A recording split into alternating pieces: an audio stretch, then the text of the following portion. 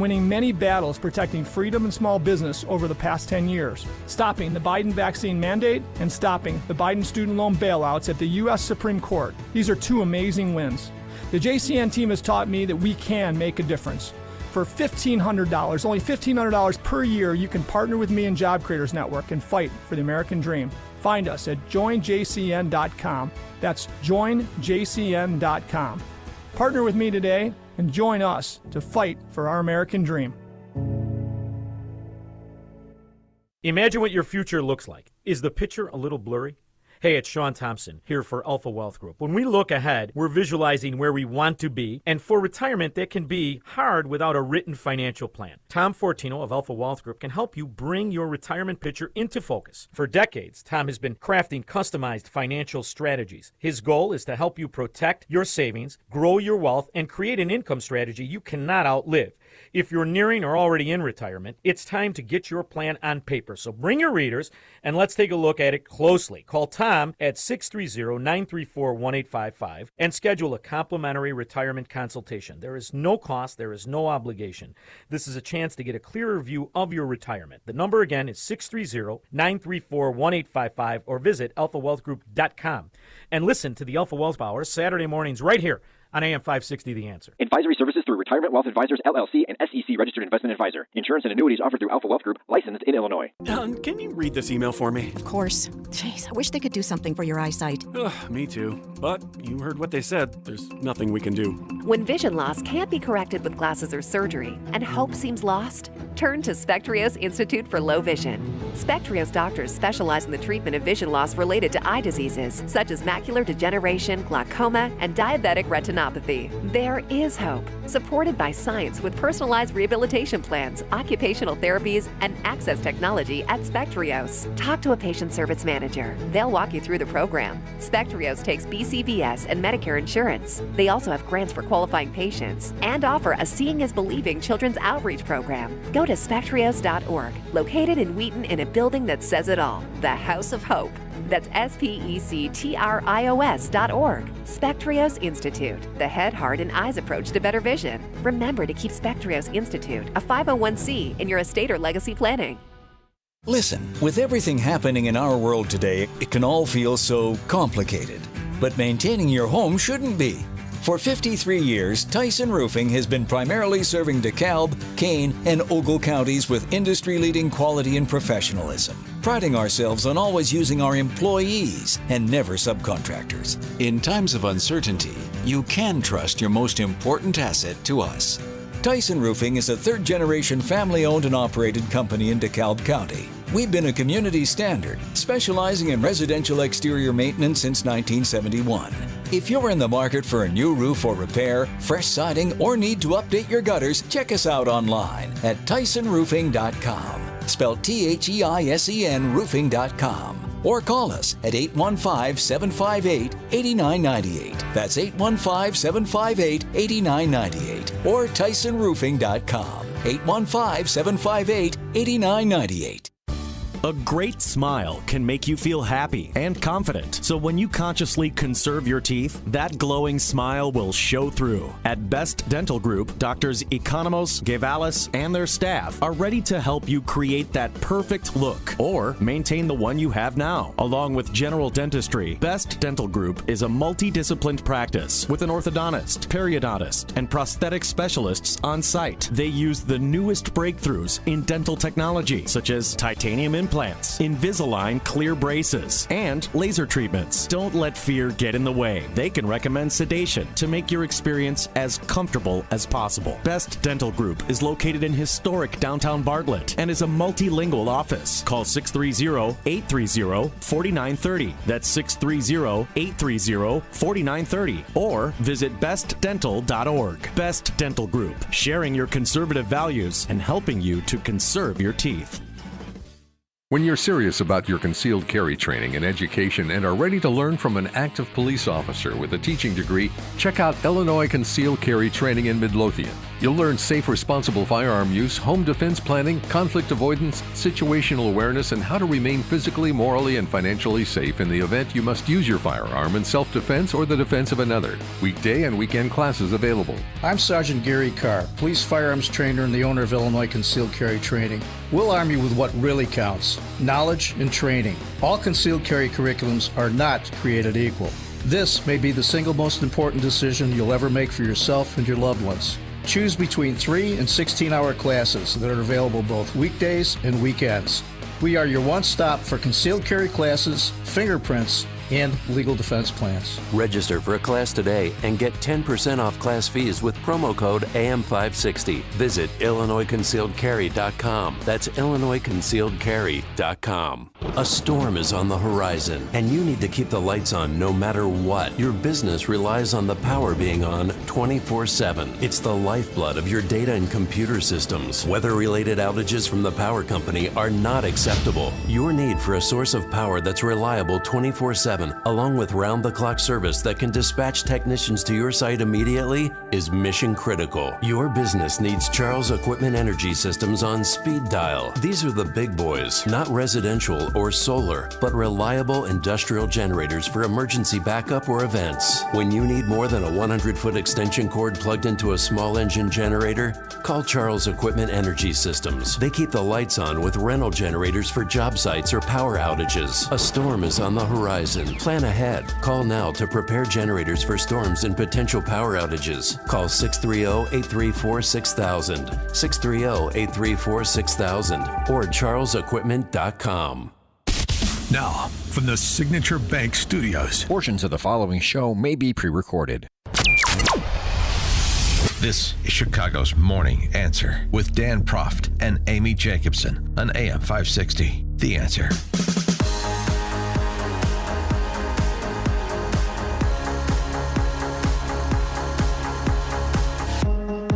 Top of the morning, Dan and Amy. So the Argentinians can count,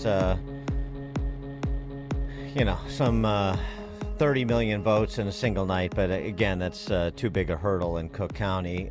We have last night's election results with about, 85% reporting last I saw in the Cook County State's Attorney's race, where retired Judge Eileen Burke holds about a 9,000 vote lead over Clayton Harris in that race. Yep. On the other big issue in Chicago, I would say, the Bring Home Chicago referendum, that appears to be going down. That's trailing by, the yes votes are trailing by some 30,000 votes. 312-642-5600, turnkey.pro answer line, 646-360-A, turnkey.pro text line. Thank God for small victories, right? Wrong. Why? I mean, I pulled right, a right or wrong? No,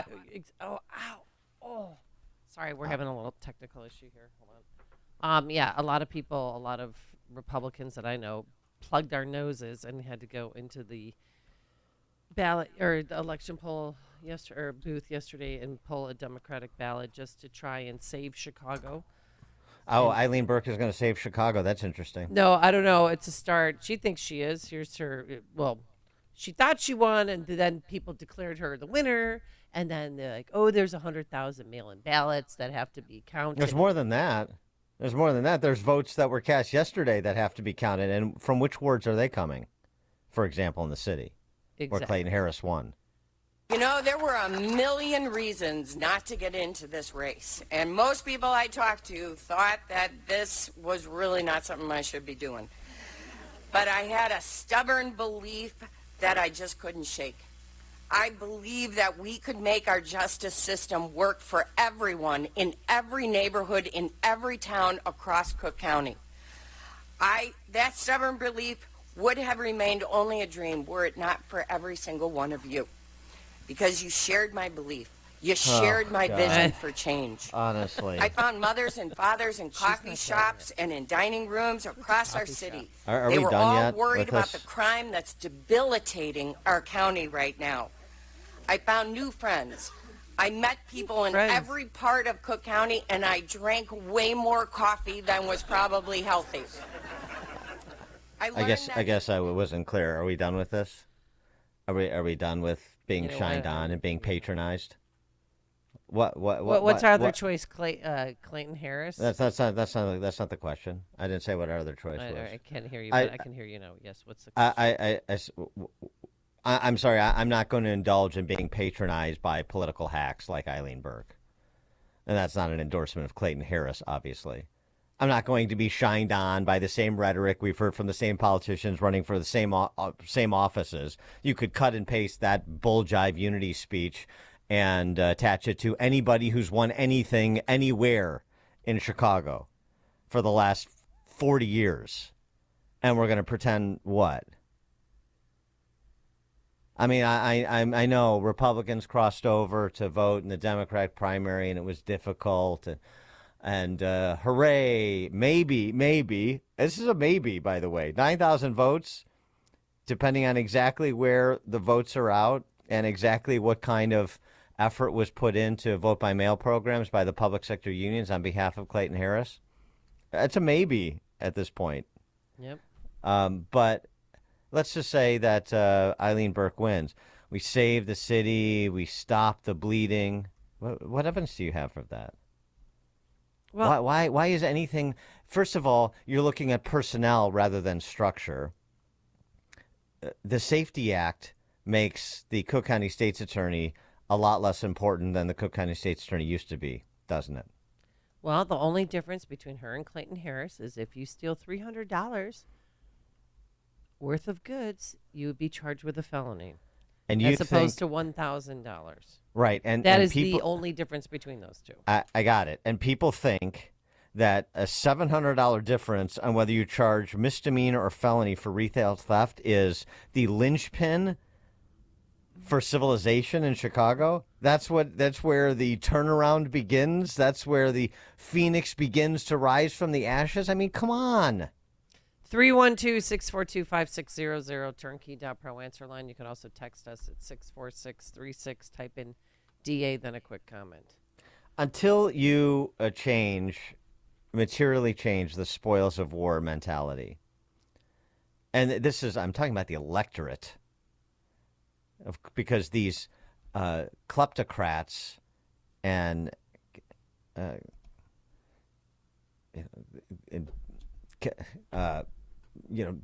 lessers that feign being our betters that we elevate into public office and leave there for 30 years unattended to.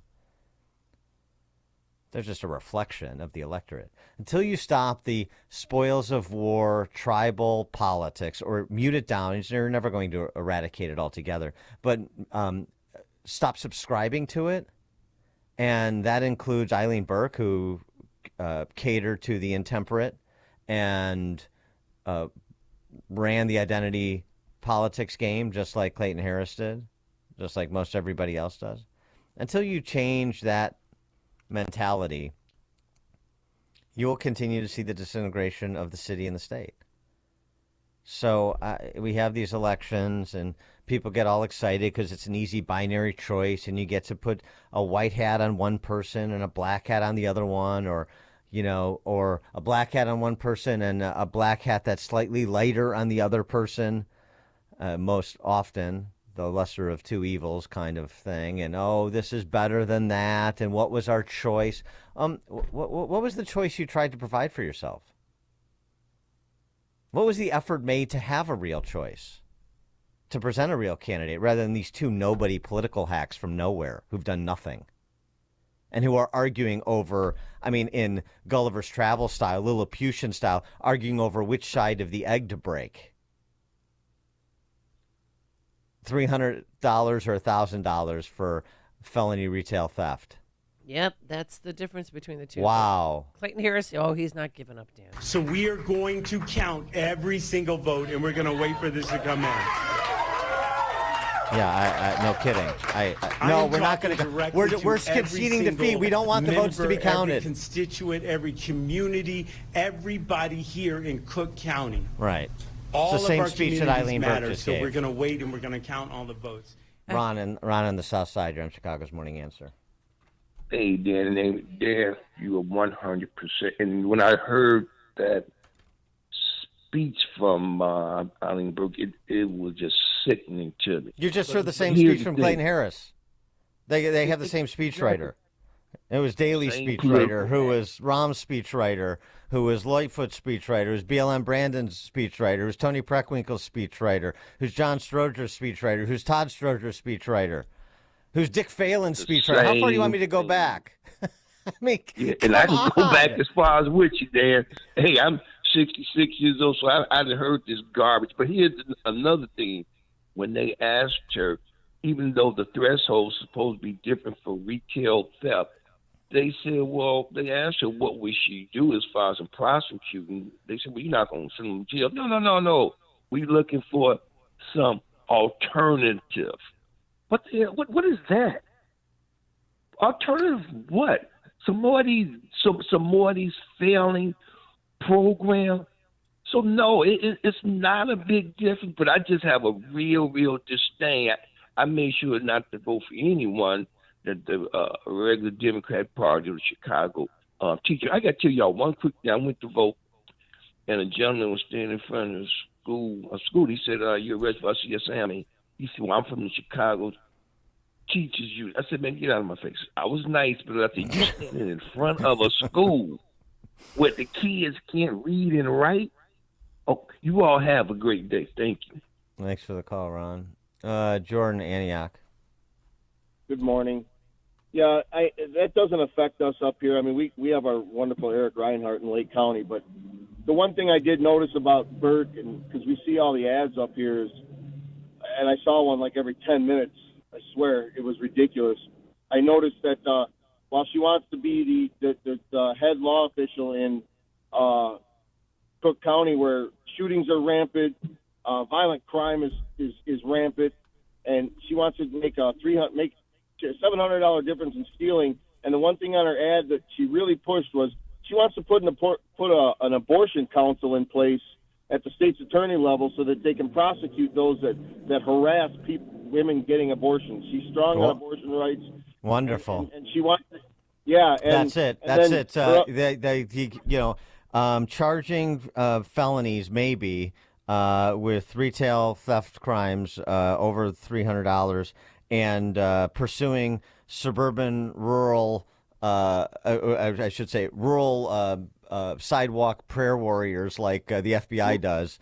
That's what's going to turn Cook County around. Yeah, and the other thing with the other thing that she was big on her ads, and I'm cynical about it, is that she wants to get illegal guns off the street, which to me... Yeah, well, I've never heard that before. Who doesn't want to get illegal guns off the street? Yeah. To me, she wants to go after the gun ban. Now, well, of course she does. Thanks for the culture. Of course she does. I mean, do we have to explain this to each other, what this is? What do you think these Irish politicians, these spoils of war Irish politicians, are so much different than the spoils of war black politicians or the spoils of war Latino politicians? I mean... I love has anybody lived in this city for 5 minutes? Text. This is a great text. Proverbs 26:11. As a dog returns to his own vomit, so a fool repeats his folly. We should put that in the welcome to Chicago sign. Coming up at 5:38, we'll extend our discussion of election returns to the suburbs and, most importantly, more so than legislative races, these bond and tax issues that were all over the suburbs. Talk a little bit about how they fared and what, if anything, important that means. 5:38. But now let's head into the newsroom. Here's Mike Scott. 5:32, 38 degrees this morning. And we're watching off the coast of Japan as a South Korean tanker is capsized. Authorities say 7 on board were killed. 1 crew member survived. The fate of others unknown. 5 states held presidential primaries Tuesday. President Biden and Donald Trump have already secured the nominations of their respective parties, winning all 5 states. Down ballot in Ohio, Trump-backed Bernie Moreno is the projected winner of the GOP nomination for Senate, looking to unseat Democrat Senator Sherrod Brown in November. And I want to thank President Trump for all he did for me, for this campaign, for his unwavering support, for his love of this country. The Senate race is key if Republicans want to take control of that chamber next year. Federal appeals court is putting a controversial Texas immigration law back on hold. Mark Mayfield is in Washington. Late Tuesday night, a three-judge panel at the 5th U.S. Circuit Court of Appeals voted 2-1 against an earlier ruling from another panel that put the law titled SB 4 into effect. SB 4 would allow local police to arrest anyone that they suspect of crossing the border illegally. Arguments are set to be heard Wednesday morning on Texas' request to put the law back into effect. I'm Mark Mayfield. Negotiations to reach a temporary ceasefire in the war between Israel and Hamas terrorists is ongoing. Secretary of State Antony Blinken visiting Saudi Arabia. House Republicans introducing a bill that would end federal funding for medical schools with DEI race-based mandates. Congressman Brad Winstrip of Ohio and Greg Murphy of North Carolina wrote the bill. No surprises in the Illinois presidential primary. All eyes were down ballot. And here in Cook County, the state's attorney's race turning out to be the tightest on the ballot. This primary election cycle, candidates Clayton Harris III and Eileen O'Neill Burke are neck and neck. We are cautiously optimistic, but we have to make sure all the votes are counted. But I know that we can agree that this has been a hard-fought campaign.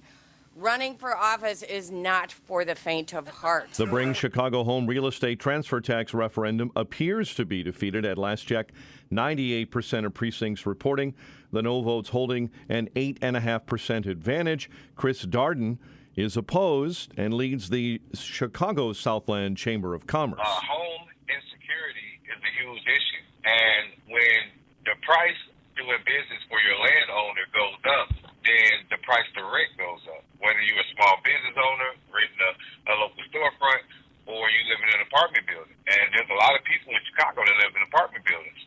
Turnout was historically low statewide, notably in Chicago, where roughly 20% of registered voters cast ballots.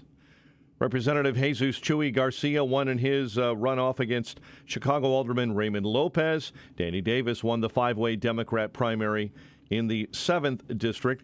Former State Senator Darren Bailey conceding to Representative Mike Bost in the GOP primary dominated by Bost in southern Illinois. And every time that he tried to attack us on an issue, I got endorsed by the people he said I didn't support.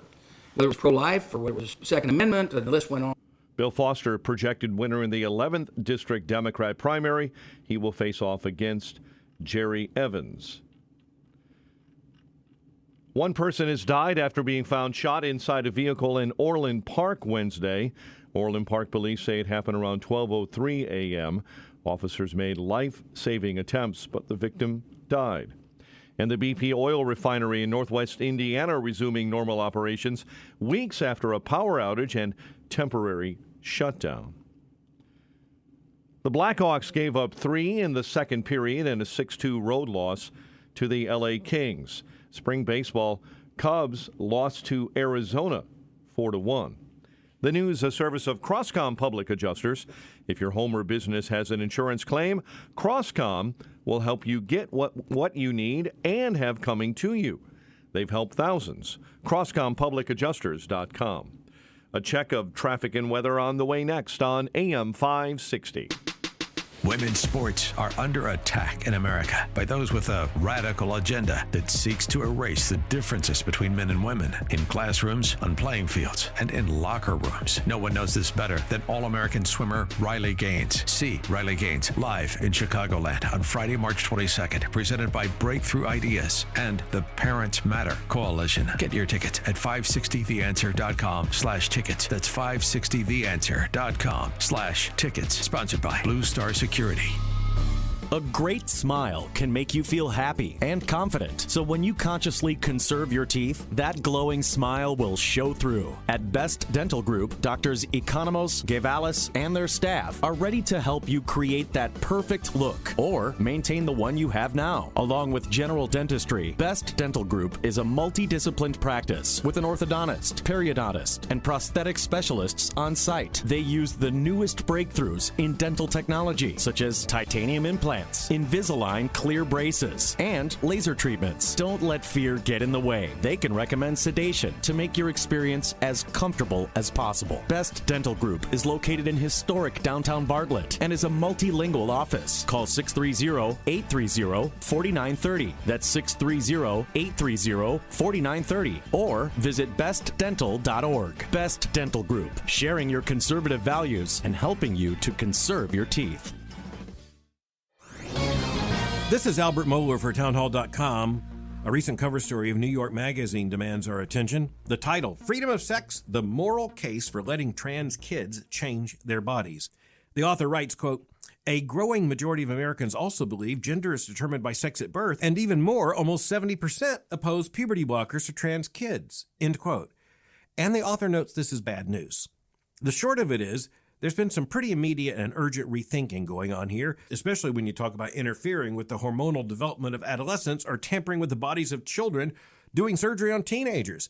That turns out to be a matter that Americans are not only rethinking, but many others are as well. It's really important for us to recognize that, say, a 16-year-old can't consent to a tonsillectomy in this country, but supposedly, according to the LGBTQ movement, he or she can consent to gender reassignment surgery. Let's just say to one another the truth. That's insanity. Can you read this email for me? Of course. Jeez, I wish they could do something for your eyesight. Me too. But you heard what they said. There's nothing we can do. When vision loss can't be corrected with glasses or surgery, and hope seems lost, turn to Spectrios Institute for Low Vision. Spectrios doctors specialize in the treatment of vision loss related to eye diseases, such as macular degeneration, glaucoma, and diabetic retinopathy. There is hope, supported by science with personalized rehabilitation plans, occupational therapies, and access technology at Spectrios. Talk to a patient service manager. They'll walk you through the program. Spectrios takes BCBS and Medicare insurance. They also have grants for qualifying patients and offer a Seeing is Believing children's outreach program. Go to spectrios.org, located in Wheaton in a building that says it all, the House of Hope. That's spectrios.org. Spectrios Institute, the head, heart, and eyes approach to better vision. Remember to keep Spectrios Institute, a 501c, in your estate or legacy planning. Download the free Upside app to earn real cash back every time you buy gas. Use promo code EARN for an extra 25 cents per gallon on your first fill-up. That's promo code EARN. 540 on AM 560, The Answer. In the Team Hochberg Traffic Center, inbound Kennedy crawling Foster to Montrose, 25 and climbing into the Burns Circle interchange. Stevenson outbound, accident left shoulder. It's on, the outbound side at Central Avenue. Traffic, a service of Fox Valley Coins. No waiting, no problem. Bring your gold or silver in today. FoxValleyCoins.com. Chicago's Morning Answer continues next. AM 560 Weather Center forecast. Mostly sunny, breezy, and cold. A high of 39. Right now, 41 degrees. Your next news update is at 6. Chicago's Morning Answer continues next on AM 560, The Answer. Now, from the Signature Bank Studios, this is Chicago's Morning Answer with Dan Proft and Amy Jacobson. If you're looking for the latest news, insight into what it means, and the sharpest opinion, there's only one station in Chicago where you can turn, and it's this one. We're AM 560, The Answer. Top of the morning, talking about yesterday's election results, to the extent we have official results in certain races, like the Cook County State's Attorney's race, where we don't. Expanding the circle out into the suburbs. Not much action. I mean, there was a little bit of sort of very modest challenges to incumbent congressmen, all of whom one going away. A couple of incumbent state reps lost in the city. I saw that, but, again, it's, replacing an old apparatchik like a Mary Flowers with a new one, so I don't know what that exactly accomplishes. Or why poor Mary Flowers is out. Yeah, she lost. Why that's particularly interesting. Because she was the big hope to try and change the laws in Springfield so that we could get rid of Brandon Johnson, but I guess that's over with. The Bring Home Chicago referendum looks like that's failing. So I guess you get a reprieve. So if you have a house worth more than $1 million, chop chop. So you get a temporary reprieve. But as I was saying, until you have real electoral competition and real arguments made about doing things differently, then that's all you're trying to do. I mean, the Bring Home Chicago referendum failing is very much like Pritzker's income tax increase referendum failing, and that did what exactly? Well, now they're going to they have to come up with new ways to tax us in order to house the homeless. That's what they're saying. It's not over yet because now we're just going to have to recreate a new way to house the homeless. Yeah, I know it's not over yet because they're going to continue doing what they do. But my point is to say this is some sort of important moment, watershed moment in changing out the power structure in the city or the state. Does anybody believe that? 312-642-5600, turnkey.pro answer line. You could also reach us on this hot text line, 64636. Type in DA, then a quick comment. I mean, I suppose they're more than Pyrrhic victories because they would have done substantive damage. The Bring Home Chicago would have been substantive damage to residential and commercial property owners with property that's more than $1 million. People who rent. I mean, it's everyone. Not only if you own $1 million house, but people who rent. It would affect them. It would affect businesses, and that's why I thought a lot of people. And then there was some rumor going around that it wasn't going to be on the Republican ballot. That initiative was on the Republican ballot. But I think that's what motivated some people to vote. But voter turnout was 20% yesterday. Right. Yeah. Horrible. So there's really this rally to save Chicago, Cook County, Illinois. Right.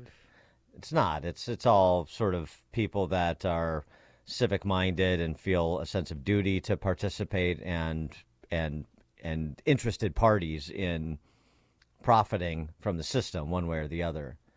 So it's slightly more than a Pyrrhic victory, but I mean it just slows down the descent, right? People understand this, and that's not a ton to get excited about. In the suburbs, I would say the same thing. The graduated state income tax referendum failed, so Pritzker, that the suburbs revolted, and then they vote to reelect him and vote to reelect all his friends, and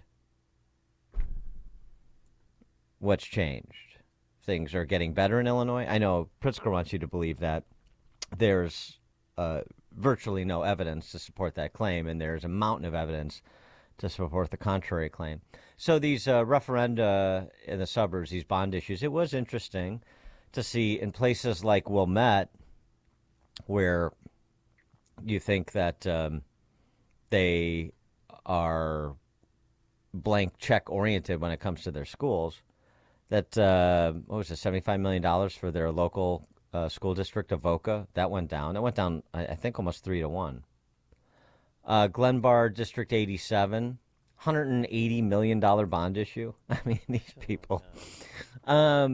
It's too close to call right now. The last I saw is it was passing by about 80 votes, with mail-in ballots and so forth to be counted yet. So that's neck and neck. You wouldn't think so. You wouldn't think it would take the effort that it took to even get it to neck and neck in terms of organized opposition to this bond issue. We heard it from one of the organizers on our show who called in and talked a little bit about what they were doing up against, the institutional interests, the potential vendors, and obviously the teachers union and the administrators all pouring money into the Yes campaign. And, even though you say, well, gosh, in Glen Ellen, places like Glen Ellen and Lombard, and you can't even get people to stop this empire building by educrats and public sector union bosses.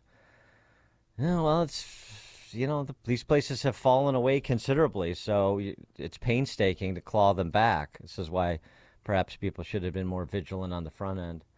So that was interesting. I saw a Lockport bond issue go down. Even a Thornton Township tax increase to build like mental health facilities. Thornton Township, I saw that go down. That wouldn't have happened under the Z team, but I guess Tiffany Henyard has other priorities. She had to get her hair done. Probably. Please. And she had a meeting with her stylist. Yeah, yes. exactly. So, I don't know. There's some signs of, I mean, I don't want to be completely fatalistic. I just want to be descriptive of the reality on the ground. And so there's some green shoots out there. There's, some percentage of the people that are sensible, even if they're on the losing end, like potentially they would be in the Glenbard schools. But. Oh, I wrote you in, by the way, as the 5th congressional candidate. Oh, to replace Mike Quigley, Danny Davis? Well, no. Oh, no. Quigley. My guy. Quigley. Wait, is that 5th or 9th? That's not 5th. Oh, my God. I'm having a brain aneurysm. But anyway, I wrote you in because I didn't want to vote for because I had to pull a Democratic ballot, and I just didn't vote for a lot of people, but I wrote you in. If elected, I what do you want to do? Shall not serve.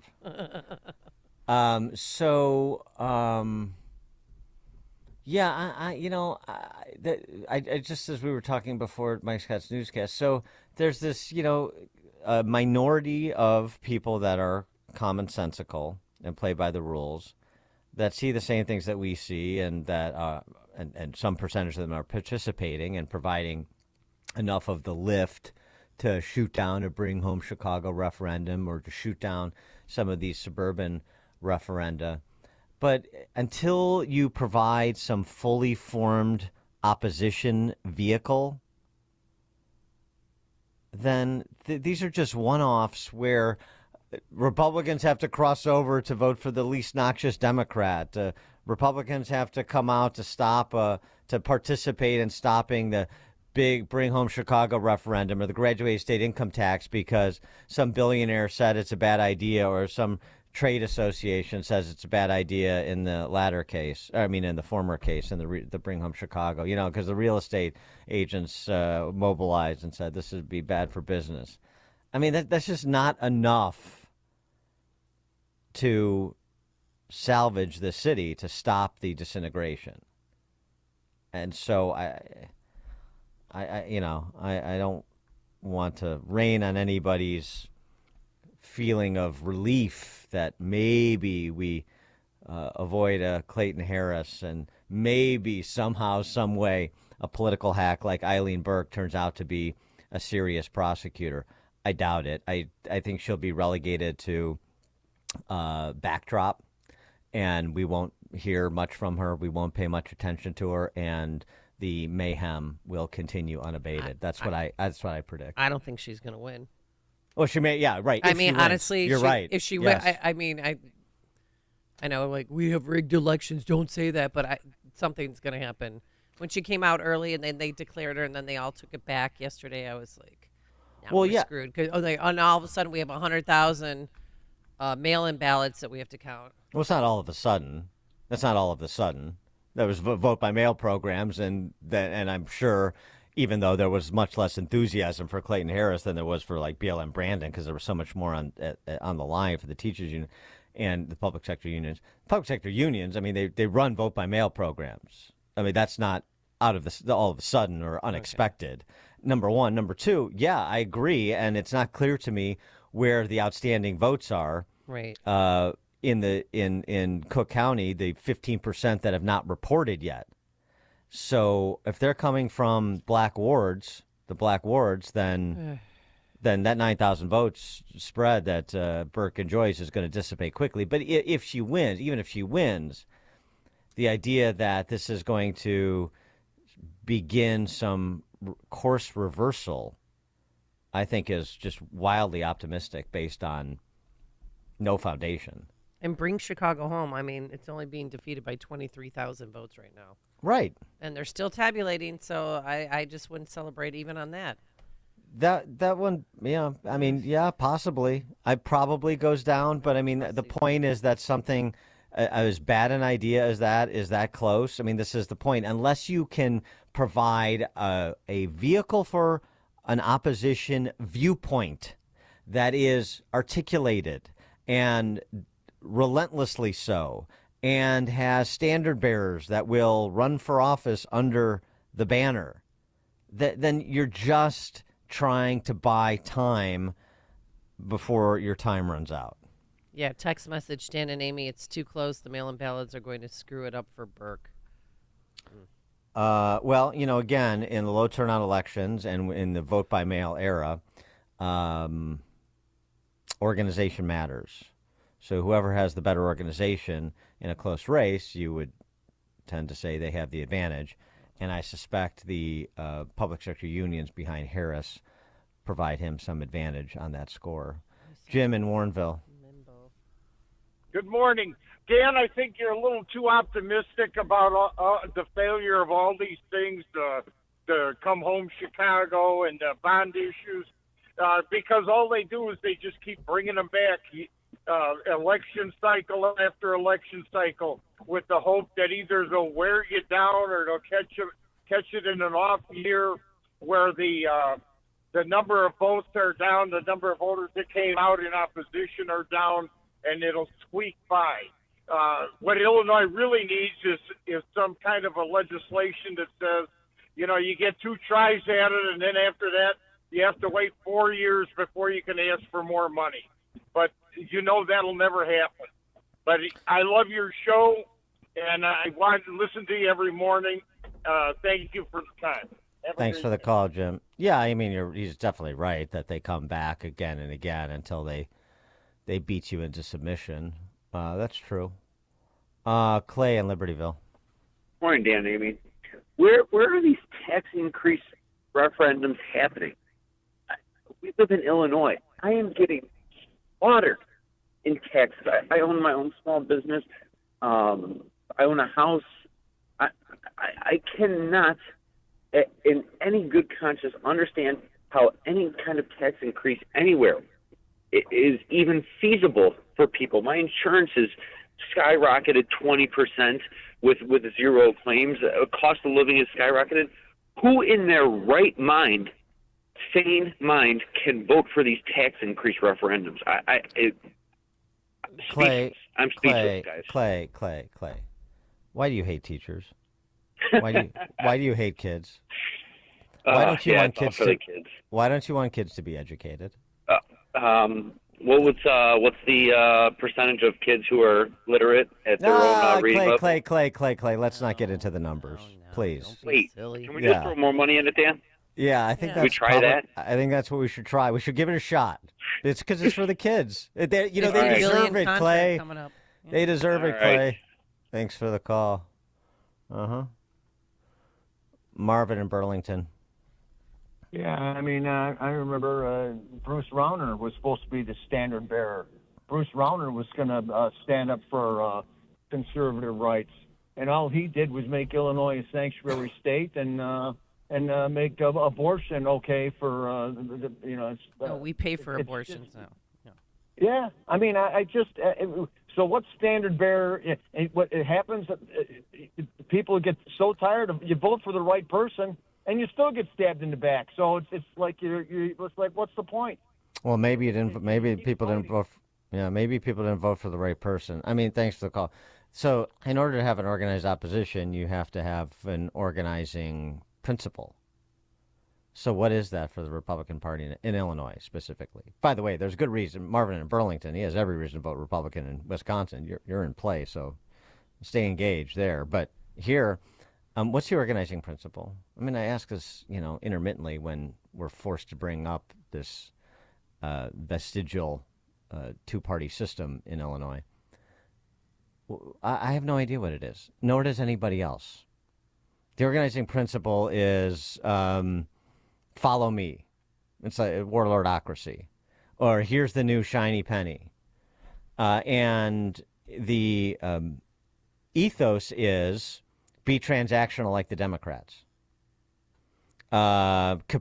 Say one thing and then say the other thing 5 minutes, say the opposite thing 5 minutes later if that's what you think you need to do in order to stave off a coming attack or appeal to a certain constituency. How's that worked? And the two legislative leaders we have in the super minority positions in the General Assembly, exactly fit that profile. Most of the candidates I see and have seen over the last couple cycles exactly fit that profile.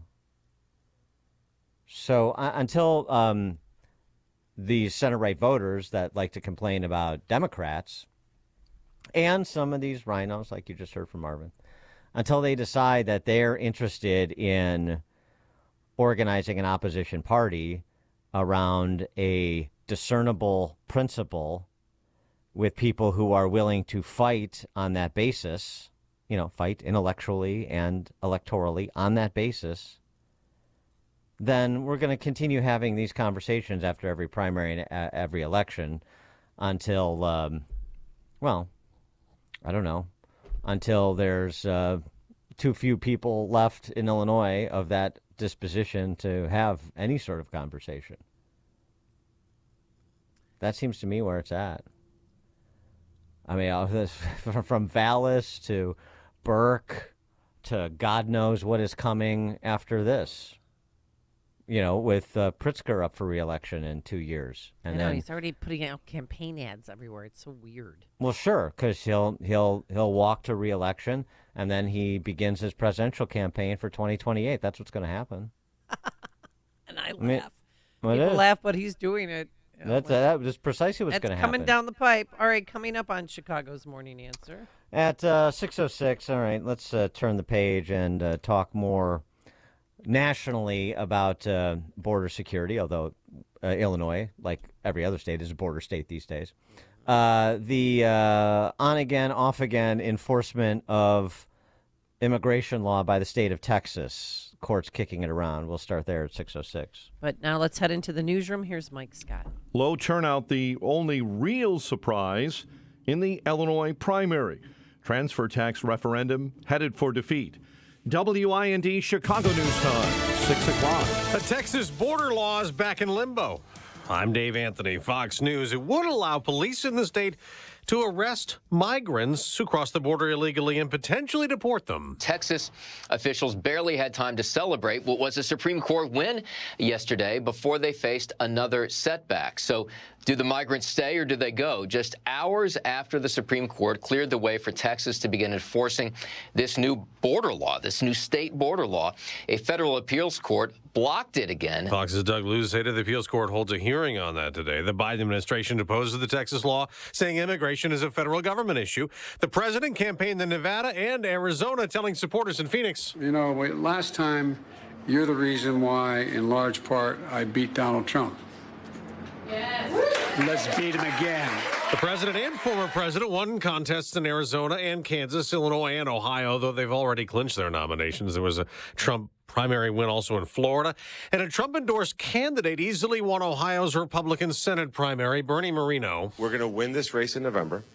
We're going to retake the United States Senate. We're going to have President Trump in the White House. We're going to get the America First agenda done. Moreno will try to unseat Democratic Senator Sherrod Brown in November. The fighting rages at a hospital in Gaza, where Israel says Hamas is regrouped, launching attacks from there. Israel says it's killed 90 Hamas militants at the Al-Shifa hospital and arrested 160 others. The building is one of the few partially functioning healthcare facilities in northern Gaza, and thousands of civilians had been using the complex for shelter. The Israeli military says its troops have prevented harm to civilians, medical teams and equipment. Fox's Jonathan Savage. Winter is over. So is spring training for two Major League Baseball teams. The LA Dodgers and San Diego Padres are playing now in the regular season opener in South Korea. It's scoreless in the third inning. America's listening to Fox News. 38 degrees in Chicago at 6:02 on AM 560. The Answer, good morning. I'm Mike Scott. No surprises in the Illinois presidential primary last night. Joe Biden and former President Donald Trump both won their party's nomination. Unofficially, the lowest voter turnout for a presidential primary in the past 12 years. Cook County State's attorney's race is turning out to be the tightest race on the ballot this primary election cycle. Candidates Clayton Harris III and Eileen O'Neill Burke are neck and neck. Harris led Burke by just under 5,000 votes within the city this morning, while he trailed Burke by over 15,000 votes in the Cook County suburbs.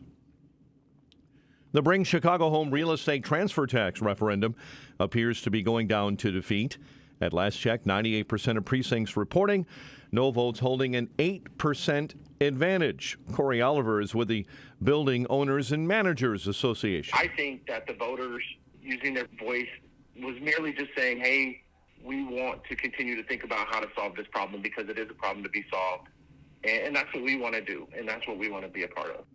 While turnout was historically low statewide, it was notably low in Chicago, where roughly only 20% of registered voters cast ballots. In other races, veteran U.S. Representative Danny Davis wins a 5-way Democrat primary in the U.S. 7th District. Jesus Chuy Garcia won his race against Alderman Ray Lopez. Bill Foster, the projected winner in the 11th District Democrat primary, he'll face off against Jerry Evans. Sean Casten beat back 2 primary challengers in the 6th Congressional District in a closely watched race in the Illinois State House 31st District. Longtime incumbent Mary Flowers looks to be ousted by projected winner Michael Crawford. Crawford holding a 4,000-vote lead this morning. The assistant majority leader has been in Springfield since 1985. City of Chicago is suing gunmaker Glock. The suit claims Glock facilitates the manufacturing of weapons that can be easily modified. Deputy Mayor is Garen Gatewood. There's not a reason a manufacturer can continue to allow weapons like this to haunt communities. We've seen far too many times the number of mass shootings that happen in the city of Chicago. We've also seen those numbers creep up in shootings around the country. The suit alleges the weapons maker knows how easy it is to modify their guns and has done nothing to prevent it. Blackhawks gave up 3 in the second in a 6-2 road loss to the LA Kings. Cubs lost to Arizona in spring baseball. The White Sox back in action, hosting Cincinnati at Camelback Ranch. The news, a service of Morcus Chocolates in Palatine, the one stop for handmade Easter goodies, like their classic chocolate bunny, golfer bunny, crosses, jelly beans, and baskets galore. Stores in Palatine, Huntley, and Cedar Lake, Indiana. Or shop online at morcuschocolates.com, MORKES chocolates.com. And a check of traffic and weather on the way next on AM 560. Dennis Prager says the fight should be over policy. All of my life since I became a Republican, I have argued that the argument should never be as much about the individual a Republican is running against as against the Democratic Party. Do you like or dislike their policies? The Dennis Prager Show, weekdays at 11, right before Charlie Kirk at 1 on AM 560. The Answer. Would you go to court without a lawyer when the other guy is lawyered up? Or are you going to go it alone and learn law and procedure as you go? When you have an insurance claim for your home or business, it's the same thing. This is Dan Lights from Crosscom. We inspect your property, file your claim, negotiate the damages, and maximize your settlement with your insurance company. Insurance companies will send out their inspectors that work for them, get paid by them, and represent them.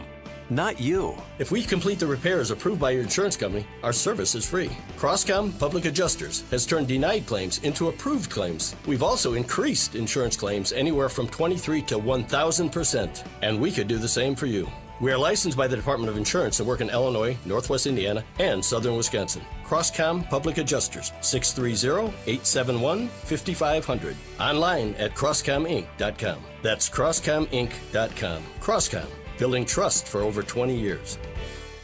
Texting enrolls you into recurring automated text messages. Consent not required to purchase. Message and data rates may apply. Hey, Dan, how you doing? Haven't seen you around the gym for a while. Yeah, I've really fallen off. Since I turned 40, I just don't get the results I used to get. Could be lower testosterone. Lower T? Yeah, I went through it a while back. Once you hit 40, your body has less free testosterone. I got Nugenix Total T, and it's made a huge difference for me. I've seen that on TV. Is it for real? Oh, yeah. The patented key ingredient is something called Testofen, which helps boost free and total testosterone levels to help you trim up and stay lean. And it's made a difference for for you? Man, I feel like I'm in my 20s again. At work, in the gym, and in the bedroom. Are they still giving out complimentary bottles for people to try it for themselves? Yeah, you just need to send them a text. Text HIM to 321-321 right now for your complimentary bottle of Nugenix Total T, the #1 selling testosterone booster at GNC. Plus, text now and we'll include a bottle of Nugenix Thermo, our most powerful fat incinerator ever, to help you get back into shape fast. Absolutely free. Text HIM to 321-321. That's HIM to 321-321. We all hear the radio ads about the IRS. They tell you to be afraid, to be scared, and they try to frighten you into calling. I'm not here to do that. Tax Relief Advocates is different. TRA is here to tell you that if you owe money to the IRS, whether it's $5,000, $50,000, or $500,000, we have a solution. It doesn't matter if you're sitting in your car, at work, or with your kids. No matter where you are, call now. 800-575-6745. Don't lose hope. TRA can eliminate or reduce what you owe to the IRS. There is zero risk to you. If we can't reduce your tax debt, then you pay nothing. Our passion is taxes and helping individuals fix their IRS problems. We have a 5-star rating on Google and Yelp and an A+ with the Better Business Bureau. You don't need to be afraid of the IRS any longer. End your tax nightmare today by visiting us online at TRA.com or call 800-575-6745. That's 800-575-6745. Tax Relief Advocates. Real solutions for real people.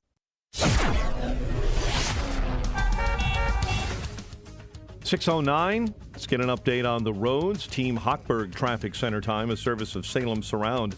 Go to surroundchicago.com today. Kennedy has an accident on both shoulders inbound at River Road. 40 minutes in climbing into the Burns Circle interchange. Stevenson outbound due to an earlier crash. Big delays between Central and Harlem. That 3-vehicle crash has just been relocated off onto the Harlem Avenue exit.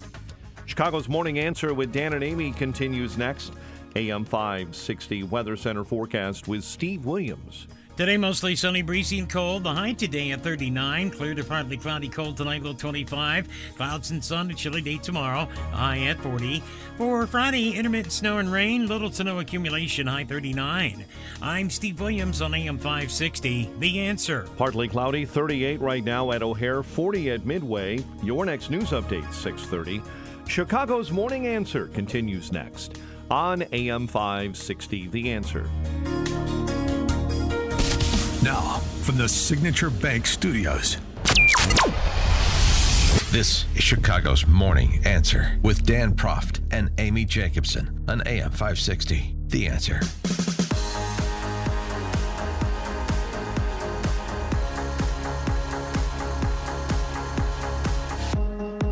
Top of the morning, Dan and Amy. So, talking about all that's going on in and around the border and our larger border security and immigration policy debates.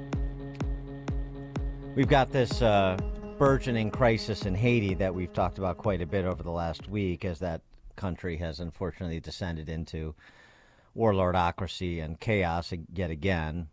And you're talking about the possibility the Biden administration would use Guantanamo Bay as a processing center, way station for Haitians that are fleeing their country. Well, we should start with the Americans. There's some 1,000 plus Americans that want to get out of Haiti. And this morning, there's talk of them helicoptering them into Dominican Republic and then getting them home safely. But these are things he knew this was coming. You know, for 18 months, he could have gotten them out before. But, okay, it's like Afghanistan all over again. Yeah, Representative Corey Mills can't do everything. The federal government is going to have to help a little bit, too. But you also have the issue, though, that Florida has been scrambling Right. essentially border security resources for its border. Governor DeSantis has, in anticipation of flotillas emanating from Port-au-Prince and trying to make landfall in America, seeking asylum. And in this case, you have legitimate asylum claims in many instances.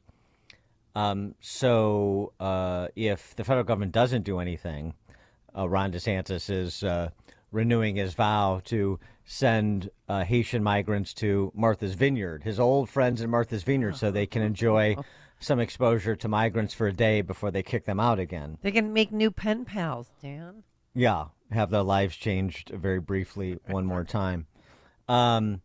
But just on that score, what the Dominican Republic is doing, since those are the two countries there in Hispaniola, and it's there's a border between the two, very different situations in Dominican Republic versus Haiti, and what the Dominican Republic is doing in sort of responding, just like American governors were, or just like a federal government would if we had a serious federal government.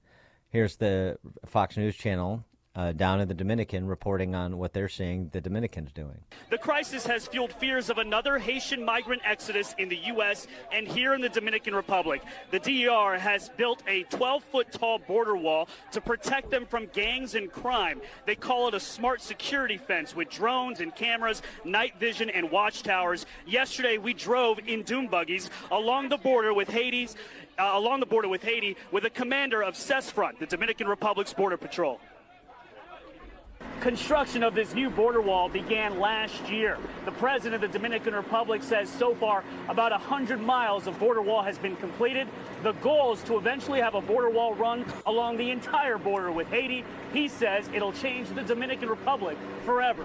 The physical wall is already doing its job. From a security standpoint, it is helping us a lot. Meantime, the DR is also doing their deportations. In fact, every day, truckloads of illegal Haitians are dropped off at the border. They've received international criticism for this, but the government here says it is necessary for law and order. Really? It's having a positive impact. It's necessary for law and order. Huh. Interesting. And I'm glad to hear that, because I'd like to get back down to Punta Cana, because I want to play Teeth of the Dog again. Well, that's right. You want another shot at it, huh? Yeah, I didn't play great when I played. Yeah. You're a new man now. Yeah. And so, so that's what I'm thinking of. And so I'm glad the Dominicans are on the job. Oh, it's just interesting. Interesting that people of color, that would be the Dominicans, are similarly disposed to honkies like a DeSantis and Abbott. Don't you find that interesting when it comes to protecting their country and their countrymen?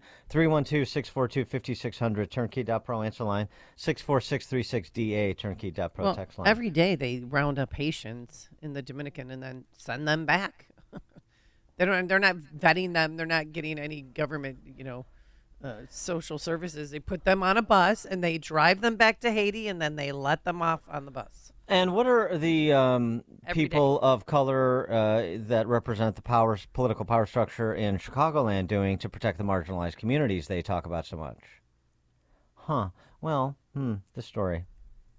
Just have to tell stories. Oh, no. Is there more? Do we have to add names to the list? A trans woman, that's a man, got to translate the reporting on this, of course. Trans man, a woman. Okay. A man. That is being termed a trans woman. That's a man. You got to get your glossary of terms out. Recently migrated from Venezuela, waiting for a ride outside a Little Village nightclub when a driver pulled up, made a ominous remark in Spanish that was translated to "bad gay," and then fired 3 shots at the dude around 4:30 a.m. at this club, V Live, in Little Village. Didn't V Live used to be in Logan Square? I thought so. Because I remember I used to go there with Sammy Sosa. We danced bachata. Oh, that's right. Back in the day when you guys were so close. Back when. In the home run derby. So choir, yeah. The dude was struck in the groin, both legs, left in critical condition. So these serious injuries. Yeah, well, it's a serious crime. You open fire on somebody. So detectives honed in on a 29-year-old Venezuelan linked to a drug cartel by federal authorities. Of course, with the help of a marshal's task force, officers took him into custody on February 26th. He had also been hit with a list of charges a couple of days earlier, including felonies for illegally possessing a gun and ammo, according to court records. The judge, of course, immediately released him, because that's what we do here under the Safety Act. Yeah. And then he was arrested again, brought in for questioning. While he had been identified as the gunman, and police had recovered key evidence, including a shell casing and video of the Ford Explorer used in the attack. That's pretty good evidence. Cook County prosecutors wouldn't bring charges. Oh, really? Why? They're not protecting the trans community then? The case has been continued for additional investigation. No charging decision made at this time. One of our witnesses who could positively identify the gunman was uncooperative, they said. And the victim stopped cooperating because he believed, the victim, so that's the guy, he believed he was targeted for being a sex worker and fears the suspect's association with, here we go again, El Tren de Aragua, the Venezuelan gang that's into human trafficking and drugs and obviously violence by extension. So a organizer in Little Village, whatever that is, said, do we blame the police department or do we blame the state's attorney? Boy, I think there's plenty of blame to go around here. But my point is to say, so you have a Venezuelan gangbanger in this country illegally who opens fire on a dude pretending to be a woman that's part of a marginalized community, according to the left, whose status, by the way, is unclear based on the reporting. This guy's outside a nightclub. He gets shot 3 times. The cops arrest him. So how do you blame the cops? Prosecutors don't charge him. Witnesses stop cooperating. And now you've brought, third world cartel lifestyles into more prominence than they already are in Chicago. So that has accomplished exactly what? The marginalized community, quote unquote, not getting any safer. The larger community not getting any safer. And the Chicago police not getting any less frustrated, I suspect. This is like such a great case study in what happens when you just say, nah, anything goes. Anything goes, and we're going to make decisions based on your identity, not based on your behavior. We don't like the rule of law because it doesn't let our friends do what they want. Then we just suspend the rule of law, or we rewrite the law to make it more permissive, as was done in Illinois. And nobody's vetting anybody. I mean, in O'Fallon, Missouri, some dude, I don't even want to say his name. His name's Jose, whatever. I just said his name. He entered the country illegally in Eagle Pass, Texas in 2021. He stabbed 2 people at a laundromat in O'Fallon, Missouri. So you think you're not a border state or border town? You are now. Oh, and by the way, Barrera, this guy, he killed people with a machete in Honduras. Letting in the finest, huh? Tony, Downers Grove. No, these are just isolated incidents. Hey, Dan, how come France is not mentioned when Haiti's brought up? I mean, didn't they kind of start the whole mess, and yet they're off the hook? Of course, the United States gets blamed for intervening after that, but it seems to me that under the original colonizers never get blamed for any of this crap. But there they are. You're always on You're always on safe footing to blame the French. Yes, very good, Tony. And they refused to help because we asked them. Hey, Dan, I have a question about the elections. I know you talked about it, but I missed it. I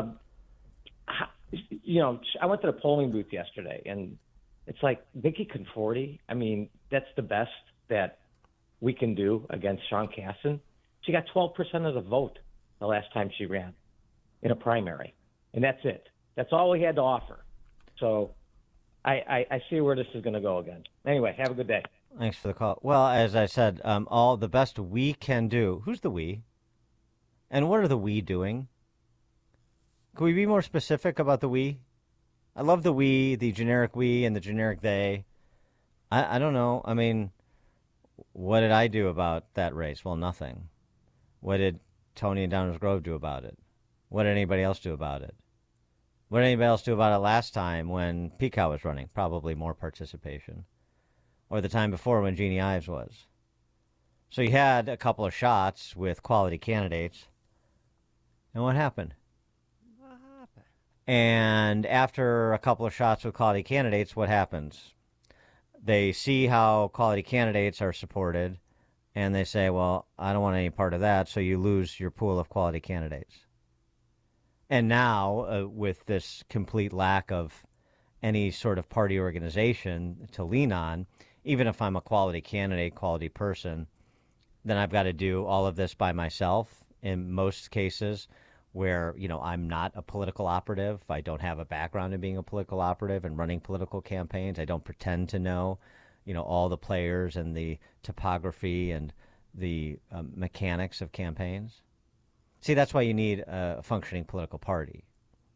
If you don't have a functioning political party, you don't get quality candidates. You get people who fly in and fly out, billionaire dilettantes like Bruce Rauner who want to do something, for their epitaph. They fly in, they fly out. They want to wear a sash. Jelly Belly Pritzker's another example of that, but they've got infrastructure. That's the difference. And they've got other candidates. And he spends his ill-gotten gains through inheritance on those other candidates. Mm-hmm. So this is the best we can do. That's a phrase I hear a lot, and so, again, I just want you to think about who the we is and what are they doing. Franklin in McHenry. Hi, Franklin. And I understand that there's a great need for landscapers and housekeepers in Martha's Vineyard. So once they get there and they register to vote, they'll be able to go to work. Yeah, well, based on our previous experience with Martha's Vineyard residents, they are not interested. No. So. Hi, how are you? When are you leaving? Mm-hmm. Yeah. That was the greatest thing ever DeSantis did. So Bill Maluzhin reporting. I rode along with the Los Angeles-based ICE deportation officers early this morning as they arrested several convicted felons with lengthy criminal histories who are all in the U.S. illegally. Of course they are. They expressed frustration with the California-LA sanctuary policies, telling me they use their limited manpower to prioritize targeting public safety threats, and sanctuary policies make the job more difficult. ICE says one of the felons they arrested yesterday had been previously released from local custody without notice after their detainer request wasn't honored due to sanctuary policy. Right, it's a story we know very well in Chicago and Cook County. I'm sorry, did Eileen Burke have something to say about the sanctuary county policy? No. Yeah, right. Phil and Darian. Hey, good morning, guys. Listen, we're talking about quality candidates, and you guys got to agree. I don't care what candidate you put out there. It's just not going to happen. We're outnumbered. It is what it is. We're outnumbered. It ain't going to happen in this state. Keith Pekow, that's not a quality candidate? Oh, yeah, that was a quality candidate. It just ain't going to happen. Yeah. Period. Well, Phil, thanks for the call, Phil, but we weren't always outnumbered. So when we look around and see what is. Did you ever ask how we got here? We weren't always outnumbered. We had quote-unquote Republican governors and Republican constitutional officers, even a Republican senator back in the day named Peter Fitzgerald. Yeah, I remember that. A Republican senator named Mark Kirk. Yeah.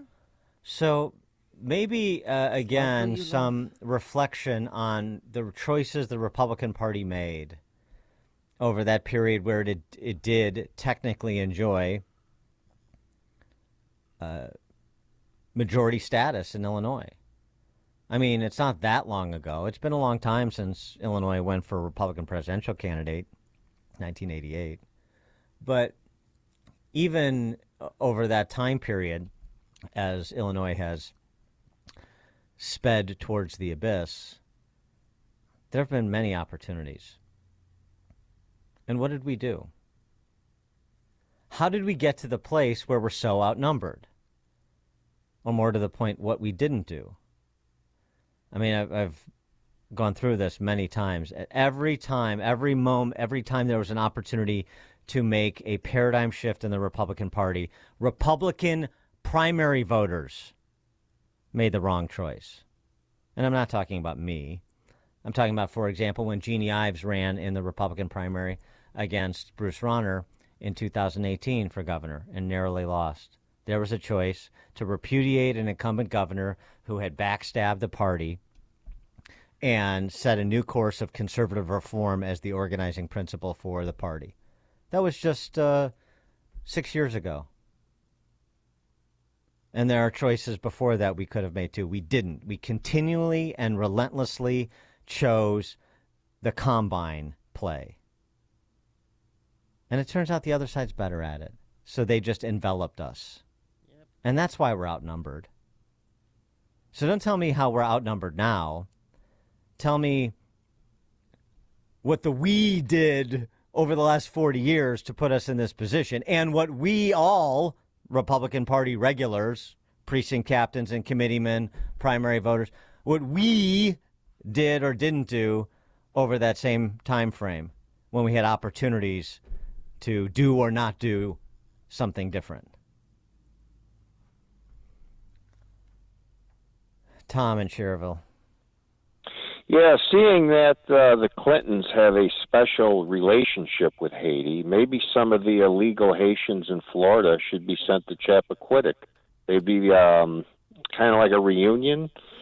I like that. It's Chappaqua, but close enough. We can send some to the Kennedys, too. The Clintons went on their honeymoon there. So romantic. Oh, my God. And the Clinton Foundation raped and pillaged Haiti. Yes, they sure did. For personal profit to, funnel money to Hillary Clinton's presidential ambitions through that C3. Soros was there, too. Yeah, that's a good one. I like that. I like that a lot, actually. Joe in Naperville. Yeah, the Haitian thing is a classic example of why the Democratic policies fail. In other words, just throw more money at it. Didn't the Clinton Foundation give like billions of dollars to Haiti?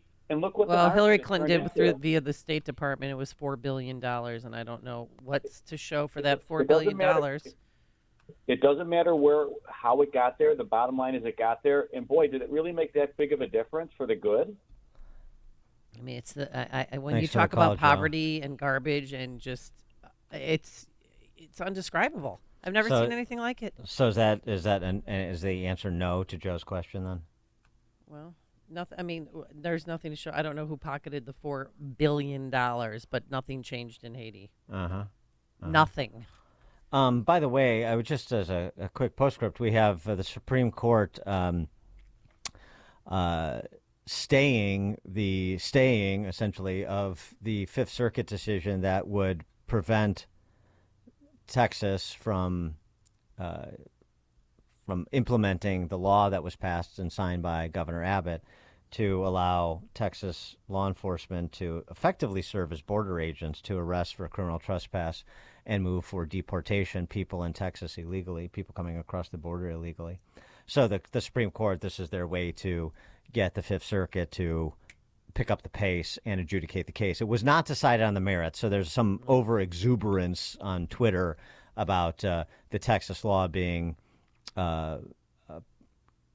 protected by the Supreme Court as being allowed to be implemented by the Supreme Court, as if that's indicative of their decision on the merits, which it is not. It is not. And I still think that this Texas law is not going to stand. But I will say I was surprised that they actually allowed it to be implemented pending Supreme Court review. But regardless, the larger point, I just want to go back and remind people of the argument that Greg Abbott was making here, because it seems to me that it's unlikely to hold up under scrutiny given Supreme Court precedent. But the fact that the Supreme Court is allowing implementation pending the Fifth Circuit's full adjudication of the case is interesting. It almost seems to me like it's an indication they find Abbott's argument at least intriguing. So essentially, again, to remind people, it's two provisions of the Constitution. Article 4, Section 4, that triggers Article 1, Section 10. And Article 4, Section 4 relates to the federal government's responsibility to protect the states from invasion.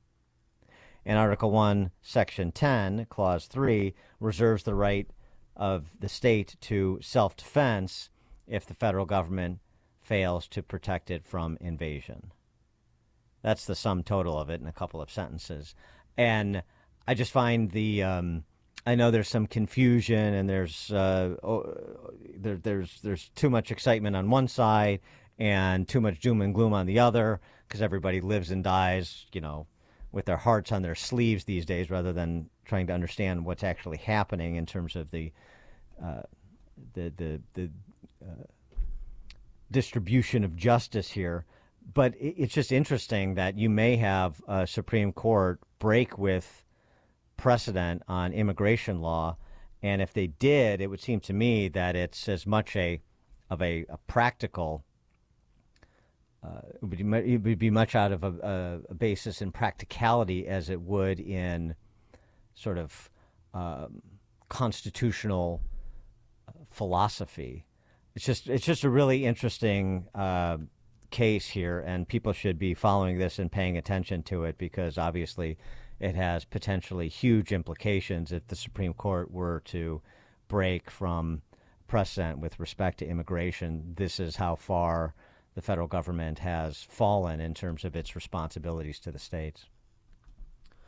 All right, coming up at 6:36, we've got Bear, speaking of Illinois, and speaking of trying to resuscitate something regarding an opposition party organization effort, Barrett Davey joins us to tackle that very topic, 6:36. And later I have some a marketing tip for you Venezuelan panhandlers. But now let's head into the newsroom. Here's Mike Scott.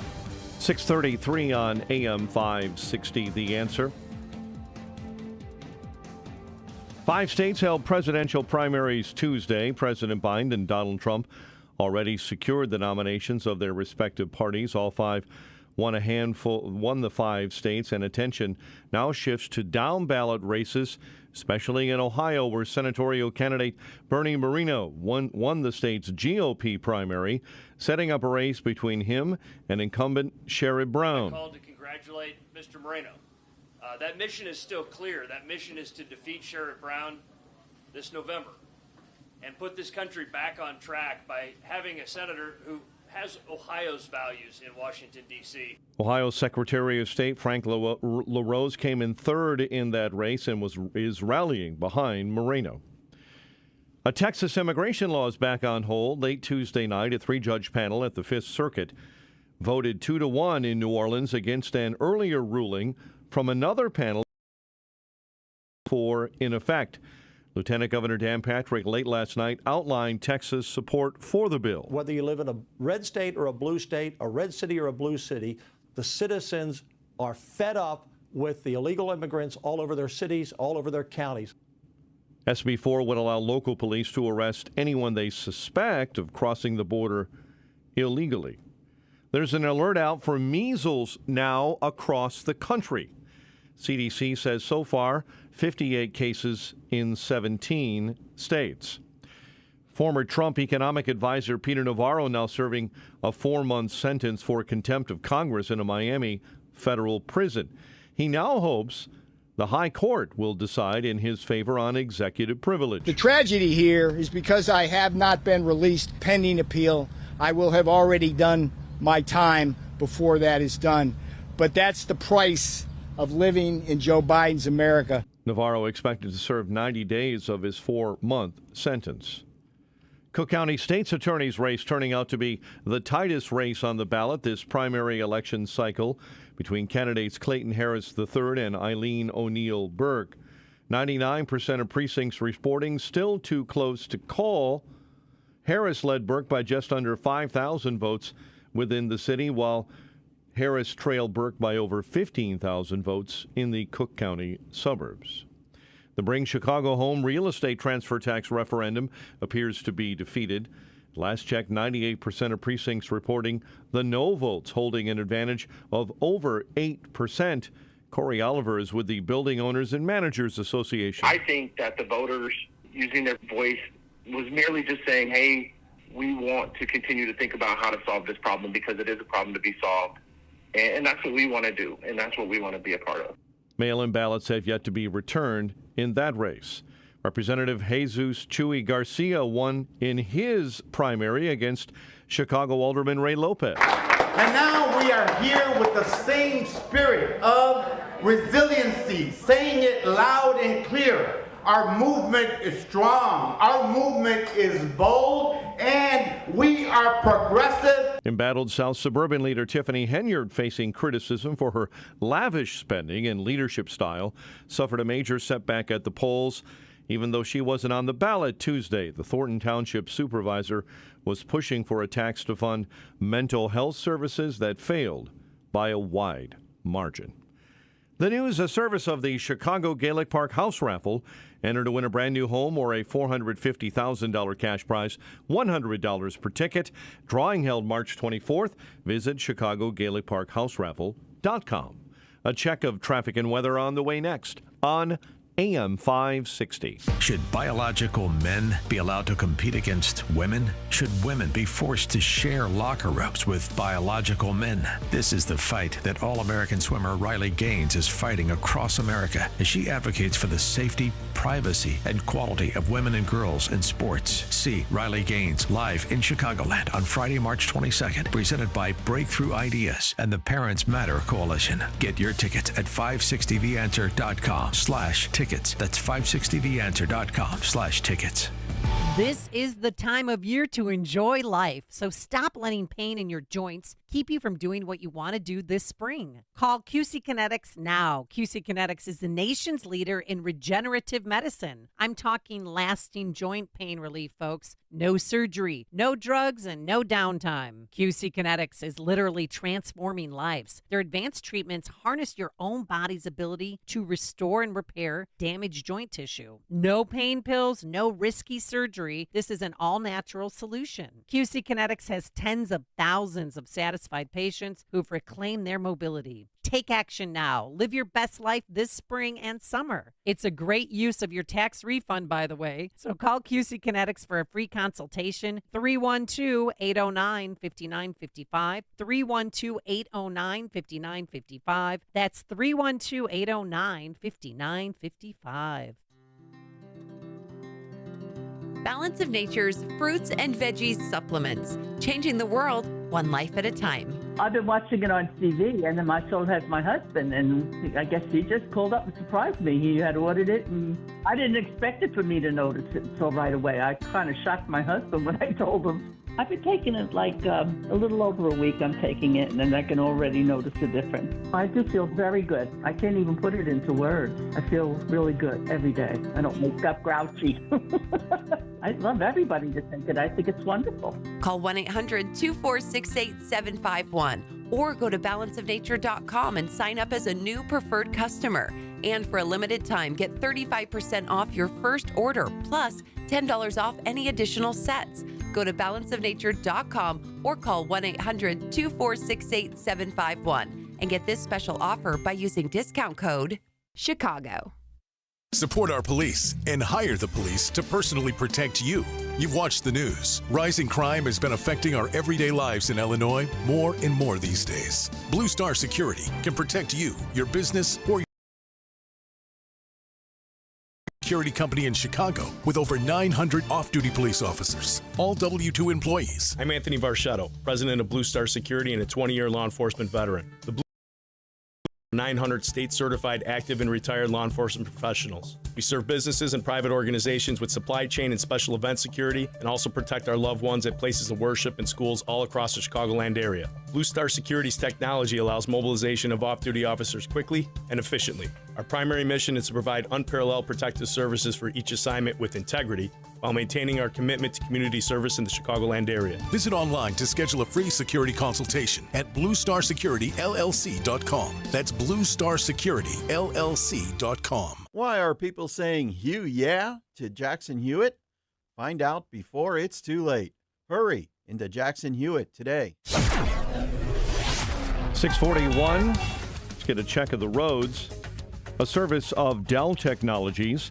To thank you for 40 unforgettable years, Dell Technologies is celebrating with anniversary savings on their most popular tech. Save on select next-gen PCs like the XPS 13 Plus, powered by Intel Core processors and more. Save now. Dell.com/deals. Southside Bridgeport neighborhood Morgan remains shut down between 32nd and 35th. 2-alarm fire has been struck. Plenty of crews remain on the scene for cleanup work, and Morgan is shut down. Pragertopia coffee mug. Go to Pragertopia.com or click the banner at DennisPrager.com. 710. Check the roads. Team Hochberg Traffic Center time. A service of Turnkey.pro. Turnkey knows small business. Their team of veteran consultants know how to reduce costs and grow new revenue streams, all without having to hire on-site professionals. Turnkey has solutions for your business. Visit Turnkey.pro. That's Turnkey.pro. Northbrook, Waukegan Road, southbound between Dundee and Shermer, a traffic light is hanging low and closing Waukegan Road on the southbound side. I-80, an accident westbound between 80th and Maple. Delays this morning on the Dan Ryan coming inbound, especially in the express between 51st and the Stevenson. Ike outbound, stop-and-go traffic between Cicero and Harlem due to an accident with a center lane blocked. Chicago's Morning Answer with Dan and Amy continues next. AM 560 Weather Center forecast with Steve Williams. Breezy, cold day, mostly sunny, high today 39, clear to partly cloudy and cold tonight, low 25. Clouds and sun for tomorrow, the high near 40. Some intermittent snow and rain on Friday, little to no accumulation, the high 39. I'm Steve Williams on AM 560, The Answer. 37 right now at O'Hare. Next news coming up at 7:30. Chicago's Morning Answer continues next on AM 560, The Answer. Now, from the Signature Bank Studios,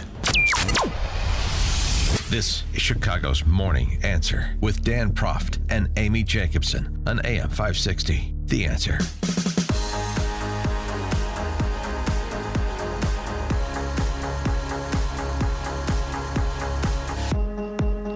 Top of the morning, Dan and Amy. The Cook County State Attorney's race still too close to call, as Mike Scott's been reporting.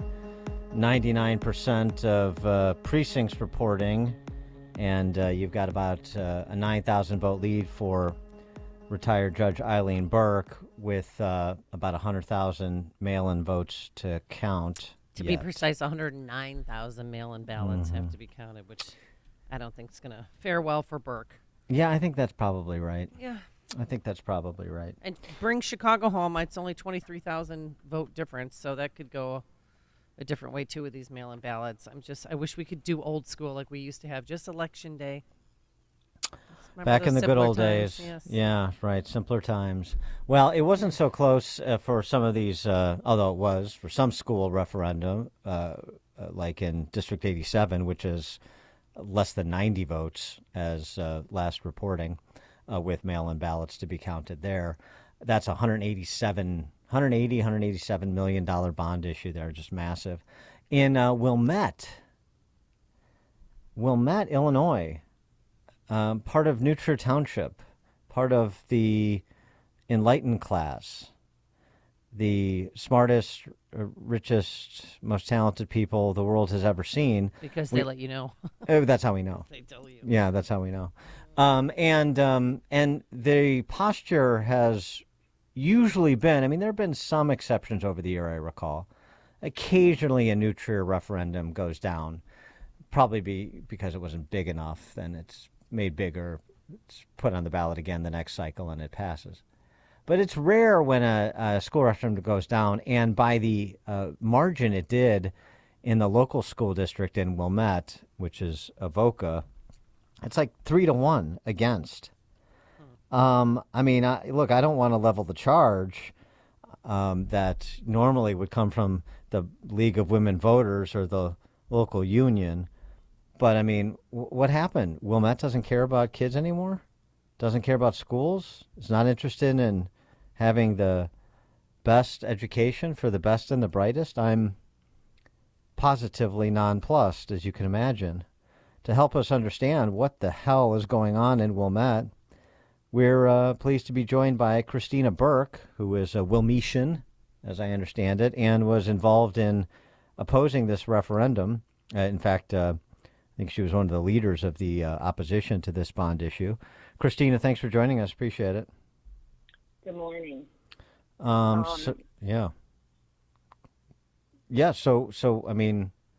What gives? So just to, first of all, just to let everyone know, so it is a school. The Avoca district covers 4 different suburbs within our area: Glenview, Northfield, Wilmette, and Winnetka. So it's a pretty diverse group as far as homes and neighborhoods in that way. And so we learned about this referendum, and it was actually 3 people who had started looking into it once it was announced and saw what some of the implications were and exactly what they wanted to do. And little by little, people started talking to each other, and a group formed, and we just started doing our research to learn more about what was going on. And a lot of people thought there were just too many unanswered questions, and we just didn't feel like we had enough information to make an informed decision because there were so many unanswered questions. Also, the bond was for $89.8 million, and we thought that was a lot of money for such a small school district. We have less than 700 children in our entire district. The new building they wanted to build is less than 400 children in that particular building. And so we wanted to, we thought that we just didn't have enough answers to understand why it needed to cost that much money. And as far as safety is concerned, of course, we care about our children's safety. The school, I mean, if I could go back, what they really wanted to do was to close a little school, the school of Oka West, which is in the Glenview part of the district, and rebuild a new school over in the Wilmette part of the district. And we did the tours of the school, and we saw it. We just didn't feel that it was warranted to build a new building at this point. And they did. They wanted to be like walking distance to the beach, or why? What was the need to move to Wilmette? What they said was that the building at Avoca West was old, and that it would be too expensive to update it, and that it would just basically just be pushing the ball down the road to have to do it later on. And when we looked at the school, and a lot of the schools in our area, those schools are even older than ours, and they are refurbishing them, and the children are learning fine there. So why they want to move it over to Murphy, we don't know exactly all the facts on what prompted that. They do want to sell the property that the school is on right now, and which was another concern for us, especially the people who live here in this area, because we don't know what would go in there. There was some talk of right of first refusal. I'm sorry? No, like maybe like a casino or a marijuana dispensary. Well, yeah. No. Well, we just don't know. I mean, we are a residential area, but, we just weren't sure. And that was something else that gave us pause, because they really couldn't tell us what the possibilities were of what would go on that piece of property. They told us what they would like to go in there, but they couldn't guarantee that, and they couldn't tell us what the other options could be. And so that, I think, gave a lot of people pause as well. And we're talking big money. I mean, if you have a $600,000 home, it would have been almost $2,000 more a year, and $44,000 over the 25-year duration of the bond. Yes, that's a lot of money. And wow, it is a lot. It is you can't a lot put a of price money. tag on education. So it is a lot of money, and we, and as you can imagine, because we do draw from Winnetka and Wilmette and Northfield, that some of the homes are significantly more, have a higher value than $600,000, and those homes we're looking at, upwards of $12,000 to $15,000 tax increase per year for 25 years. So I do think that was a big motivator for people to come out and vote yesterday. And also we have seniors on fixed incomes. They've lived here for 40, 50 years. They've raised their children here. This is their home. This is their entire life was here. Much of their adult life was here. And another tax increase could cause them to have to think about moving. And so that was another concern for people. So there were a lot of different reasons, I believe, that people moved out, or not people moved out, but people came out to vote yesterday. Yeah, 3-1 margin is That's a big deal. sizable. So, especially on a bond issue, with all the sort of good feeling that schools usually have in the community too, because it's clearly a repudiation of the leadership of the school, at least their judgment call on this one. And I wonder if you and others have now changed your view of the leadership of this school district, the school board, as well as the administrators. They were so far afield from where the electorate is. And as you said, you listened, you heard them out, you took a look at what they were suggesting, and it didn't make any sense to you. So what does that say about the leadership of the school district and maybe the need to see change there? Yes, so there has been some talk. There's definitely obviously was talk about that, and people, once they started seeing this information, really questioning that, because it looked from some of the information and the feedback that the school board got. They knew that people, that there was evidence that people did not want this particular option that was offered, and they went with it anyway. And I don't know if they just didn't calculate, just how much people would be against something like this. But yes, I think there definitely needs to be a discussion with them, and some evaluation, and people deciding where we go from here with regard to that. But it's important to stay on top of these things. I think that's something we've definitely learned, the entire group, that we need to really pay attention to what our local government officials are talking about and decisions that they're making, and working to stay more informed. Yeah, that is a good takeaway. Christina Burke is a parent up in Wilmette in the Avoca School District. She was one of the leaders in the opposition to the bond issue referendum that went down by a remarkable 3-1 margin last night. Christina Burke, thanks so much for joining us. Congratulations on your win. Thank you so much. And I just want to thank everyone who worked so hard on this group. We had an amazing group of people that worked tirelessly hours and hours to get the vote out. Just want to make sure everybody knows it was a very strong group effort. Good. Thank you so much. Keep up the good work. Don't go to sleep. Keep that group functioning. And she joined us on our turnkey.pro answer line. The more you'll know. This is Chicago's Morning Answer. Morning Answer on AM 560.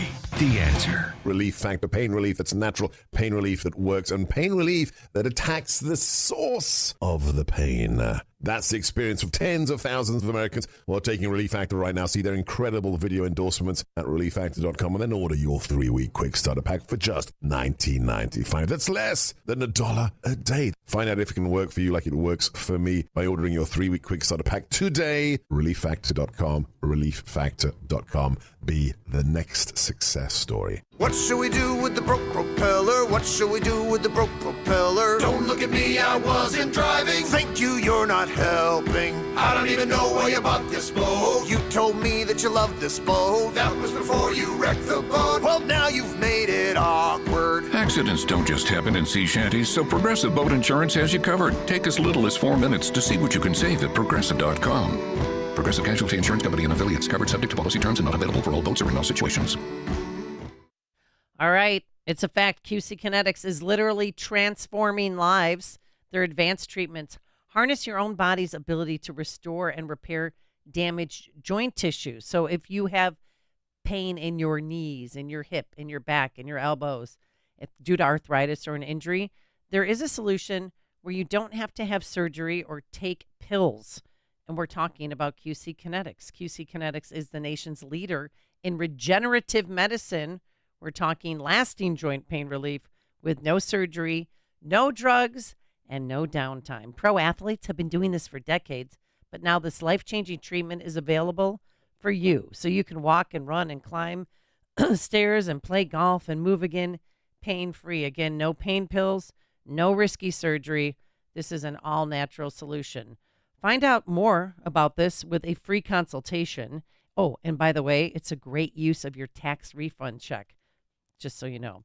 Call QC Kinetics for a free consultation, 312-809-5955. That's 312-809-5955, 312-809-5955. For armed or unarmed security, average isn't good enough. You deserve more. You need more. Morrison means more. Morrison Security. More deterrence and prevention with customized programs that fit your budget. Cost-effective, sensible solutions for all businesses and facilities. Morrison means more. More peace of mind, knowing your security guards are well-trained professionals with a track record of getting results and serving exactly your needs. Morrison Security personnel are constantly trained for readiness and are prepared for any given situation that can occur at a job site. Morrison means more. More reliability of management for quick and effective solutions at your property. Morrison Security is responsive. They're always available to you. Morrison means more. More awareness of any challenges you face with protecting people, property, and assets. For armed and unarmed security, don't settle for substandard or average. Security is too important. Contact them and find out how you can get more. MorrisonSecurity.com. MorrisonSecurity.com. Morrison means more. Balance of Nature's fruits and veggies supplements, changing the world one life at a time. I feel wonderful, and I'm 77 years old. I exercise 2 hours a day, and I feel fantastic. I am so happy with it, and I've referred it to my friends, and they look at me like I'm crazy. And I said, I'm 77 years old, and I do not feel like I'm 77. I said, try it. It's worth every penny. Call 1-800-246-8751 or go to balanceofnature.com and sign up as a new preferred customer. And for a limited time, get 35% off your first order, plus $10 off any additional sets with free shipping and our money-back guarantee. Go to balanceofnature.com or call 1-800-246-8751 and get this special offer by using discount code CHICAGO. Signature Bank is Chicago's fastest growing independently owned business bank. It's a bank where relationships still matter. Signature Bank knows your name and your story. I'm Dan Proft, and I know this because Signature Bank is my business bank. I'm Frank Vance, co-owner of Egan Vance Insurance Agency on Chicago's Northwest Side and a customer of Signature Bank. In my line of work, we pride ourselves on being there for our clients when they need it the most, and we recognize when someone does the same for us. As Egan Vance was expanding, we wanted to buy a much sought-after building in the neighborhood. We couldn't waste any time. I called Signature Bank, and that was all it took. I didn't have to talk to multiple people in siloed departments with multiple forms to fill out. One call did it all. As the one who was always looking out for my clients, it was a great change to know that my bank, Signature Bank, was looking out for me. Signature Bank is looking for their next success story. To learn more about turning your business vision into reality, visit signaturebank.bank. Signature Bank, helping local businesses succeed. Member FDIC, Equal Housing Lender. It's important to have a heating and cooling company you know you can depend on. That company is the original Arlington Heights Heating and Cooling. They aren't one of those massive companies with newer techs and subcontractors. Oh no, Arlington Heights Heating and Cooling send only their own highly skilled techs. From service to installation and everything in between, the work quality and customer service is the best. For 40 years, the original Arlington Heights Heating and Cooling has kept homeowners and business customers comfy and warm in the winter and nice and cool in the warmer months. Don't call the big guys, call the best. Call Carrie at 847-545-1700 or visit arlingtonheightsheatingandcooling.net. That's Carrie at 847-545-1700 or online at arlingtonheightsheatingandcooling.net. The original Arlington Heights Heating and Cooling, not the biggest, just the best. AM 560, The Answer. God, if you watched Channel 9 last night, it was just Trump bashing the entire time with Pat Brady and Durkin. Oh my God, it was unwatchable. Yeah, well, that's what Democrats do. But anyway, this is a time to watch basketball, not politics. So. Yes.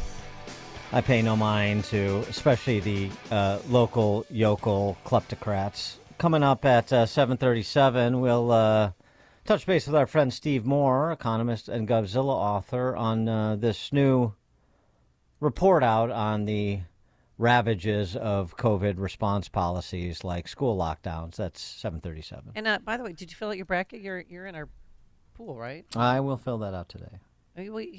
After the chop. I'm waiting for the play-in games. Right, waiting the for the play-in play-in games start games. today. So No, they start yesterday. Oh. There are more today, and then the field is set. Okay. Who do you have winning? I will disclose that at the proper time. Okay, fine. But now let's go into the newsroom. Mike, did you fill out your bracket? I filled out mine. Not yet. Guys. Not for ours. I'm in like 3 or 4 other pools, but not ours yet. But we'll get to it. All right. 7:30 on AM 560. The Answer. Federal Appeals Court is putting a Texas immigration law back on hold. Fox News' Rich Edson explains why at the White House. It allows state law enforcement to detain those that they suspect crossed from Mexico into Texas illegally. Supreme Court said good to go. A few hours later, the Circuit Court said, no, we're going to put this on hold while we consider the case. The White House ruled in on the Supreme Court. They said, quote, SB 4 is just another example of Republicans officials politicizing the border while blocking real solutions. President Biden still out west. He's in Arizona, where yesterday he launched Latinos Con Biden-Harris to mobilize Latino voters. Fox polling from earlier this month shows President Biden leading the former president, Donald Trump, by 6 points with Hispanic voters in Arizona. A 3-judge panel at the Fifth Circuit voted 2-1 that prevented that law, SB 4, from going into effect. With President Biden and former President Trump having already secured nominations of their respective parties and easily winning all 5 states that held primaries Tuesday, attention shifted down ballot. In Ohio, Donald Trump backed Bernie Moreno, the projected winner of the GOP nomination for U.S. Senate, looking to unseat Democrat Senator Sherrod Brown. Special primary election to succeed former House Speaker Kevin McCarthy unfolded Tuesday in California's 20th congressional district. ABC News this morning projects that State Assemblyman Vince Fong will advance to the special general election in May, and the GOP is projected to hold that seat. Opening bell rings this morning after stocks closed higher on Tuesday. This comes as the Fed is due to deliver a decision on interest rates today. Cook County State's Attorney's race is turning out to be the tightest race we're still watching after yesterday's primary election. Candidates Clayton Harris III and Eileen O'Neill Burke are neck and neck. We are cautiously optimistic, but we have to make sure all the votes are counted. But I know that we can agree that this has been a hard-fought campaign. Running for office is not for the faint of heart. Harris led Burke by just under 5,000 votes in the city. Burke, right now with a 15,000 vote cushion in the Cook County suburbs. The Bring Chicago Home real estate transfer tax referendum appears to be defeated for now. Turnout was historically low in the city of Chicago. Roughly 20% of registered voters cast ballots in races like veteran U.S. Representative Danny Davis's race, and is now projected the winner of that 5-way Democrat primary in the 7th District. Sean Casten beat back 2 primary challengers in the 6th Congressional District. He'll face off against Nikki Conforti in November. In a closely watched Illinois State House race, incumbent Mary Flowers looks to be ousted by projected winner Michael Crawford. Crawford holding on to a 4,000-vote lead this morning. The assistant majority leader has been in Springfield since 1985. At least 15 cases of measles have been reported so far in Chicago this year, according to the Chicago Department of Public Health. And the Illinois Prison Review Board says they were never told a pregnant Chicago woman feared for her life and was seeking an order of protection against her ex-boyfriend before he was paroled, and later allegedly stabbed her and killed her 11-year-old son. Crissetti Brand is accused of going to his ex-girlfriend's home and stabbing her and killing 11-year-old Jaden Perkins. Blackhawks lost to the LA Kings 6-2. Cubs 4-1 losers in spring baseball to Arizona. NCAA tournament play-in games. Wagner took down Howard. Colorado State blew out Virginia. The news service of Quick Delivery Service. When you need reliable same-day delivery to clients, Quick Delivery will customize a logistics plan to pick it up and move it safely to its destination. Get a quote at quickdelivery.com. A check of traffic and weather on the way next on AM 560. Women's sports are under attack in America by those with a radical agenda that seeks to erase the differences between men and women in classrooms, on playing fields, and in locker rooms. No one knows this better than All-American swimmer Riley Gaines. See Riley Gaines live in Chicagoland on Friday, March 22nd, presented by Breakthrough Ideas and the Parents Matter Coalition. Get your tickets at 560theanswer.com/tickets. That's 560theanswer.com/tickets. Sponsored by Blue Star Security. If you've been turned down for a mortgage because of your credit or your credit challenge and haven't even considered purchasing a home, I have great news. Team Hochberg is dedicated to helping listeners establish and enhance their credit so you can purchase a home. I'll personally work with the first 10 listeners, either establish or enhance their credit over the next 3, 6, 9, 12 months, or however long it takes for you to qualify for a mortgage. If you're tired of renting, living in your parents' basement, or want to refinance to pay off your debt but are trapped because you have no credit or your credit challenged, stop procrastinating and call me now at 855-56-DAVID or visit 56david.com. I will personally work with the first 10 callers. So let's go. Team Hochberg has helped thousands of radio listeners establish and enhance their credit, but we can't help if you don't call 855-563-2843 or visit 56david.com. Lower.com, equal housing lender, MLS 1124061. Success. It's discipline, it's teamwork, it's the drive and confidence and passion inside of us that comes before all recognition. It's the best of each of us made better by the best in all of us. It's what Stifel has been doing for over 130 years. And it's why Stifel is one of the fastest growing global wealth management and investment banking firms in the industry. Stifel, where success meets success. Find a financial advisor at stifel.com. Stifel Nicholas and Company Incorporated, member SIPC and NYSE. Teradyne Incorporated seeks engineering project manager in Deer Park, Illinois, to lead the integration activities among various engineering, marketing, applications, and support groups in the initiation, planning, and execution phases of the project. $139,110 to $172,200 per year. Apply at jobpostingtoday.com, reference number 73694. Again, Teradyne Incorporated seeks engineering project manager in Deer Park, Illinois. Apply at jobpostingtoday.com, reference number 73694. Relief Factor, pain relief that's natural, pain relief that works, and pain relief that attacks the source of the pain.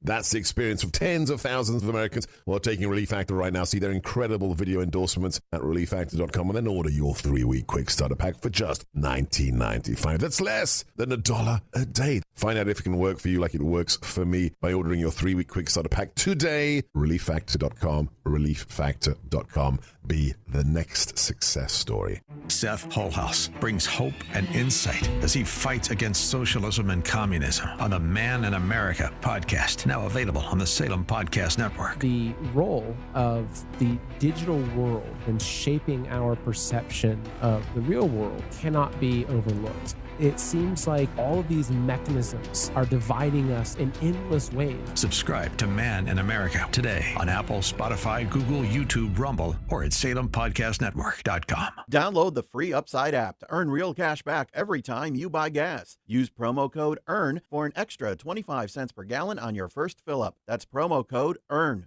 7:38, let's check the roads. Team Hochberg Traffic Center time.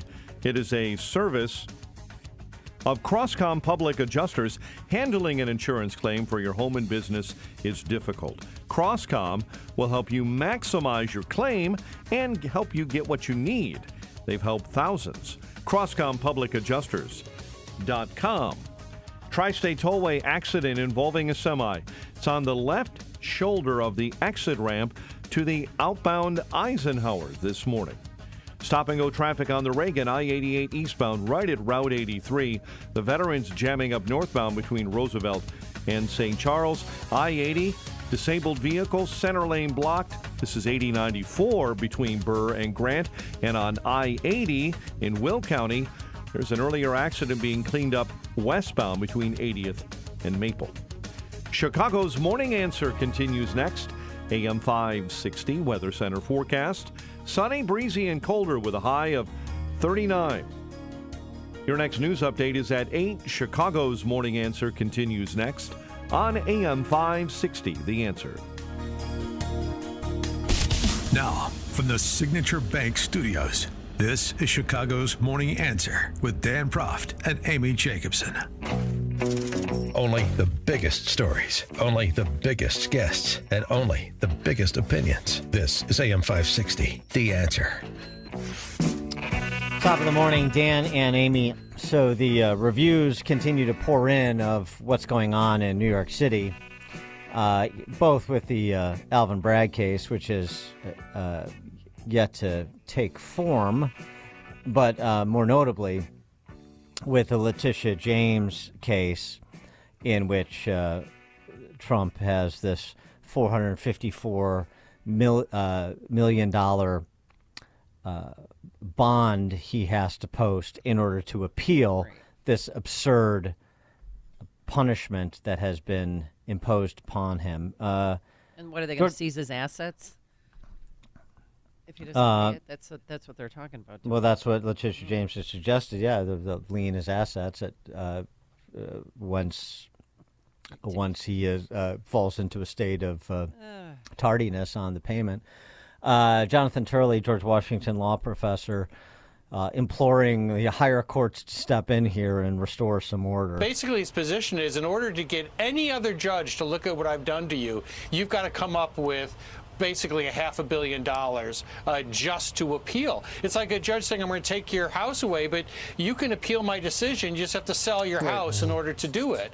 It doesn't, many people look at this as a type of almost mob justice, as, you know, the attorney general ran on bagging Trump. She's now pledging to seize his property just because he can't come up with his bond. At some point, the courts have got to step in and say, look, this is just simply enough. You know, you're requiring this astronomical bond just for this guy to be able to get any other judge to look at this decision.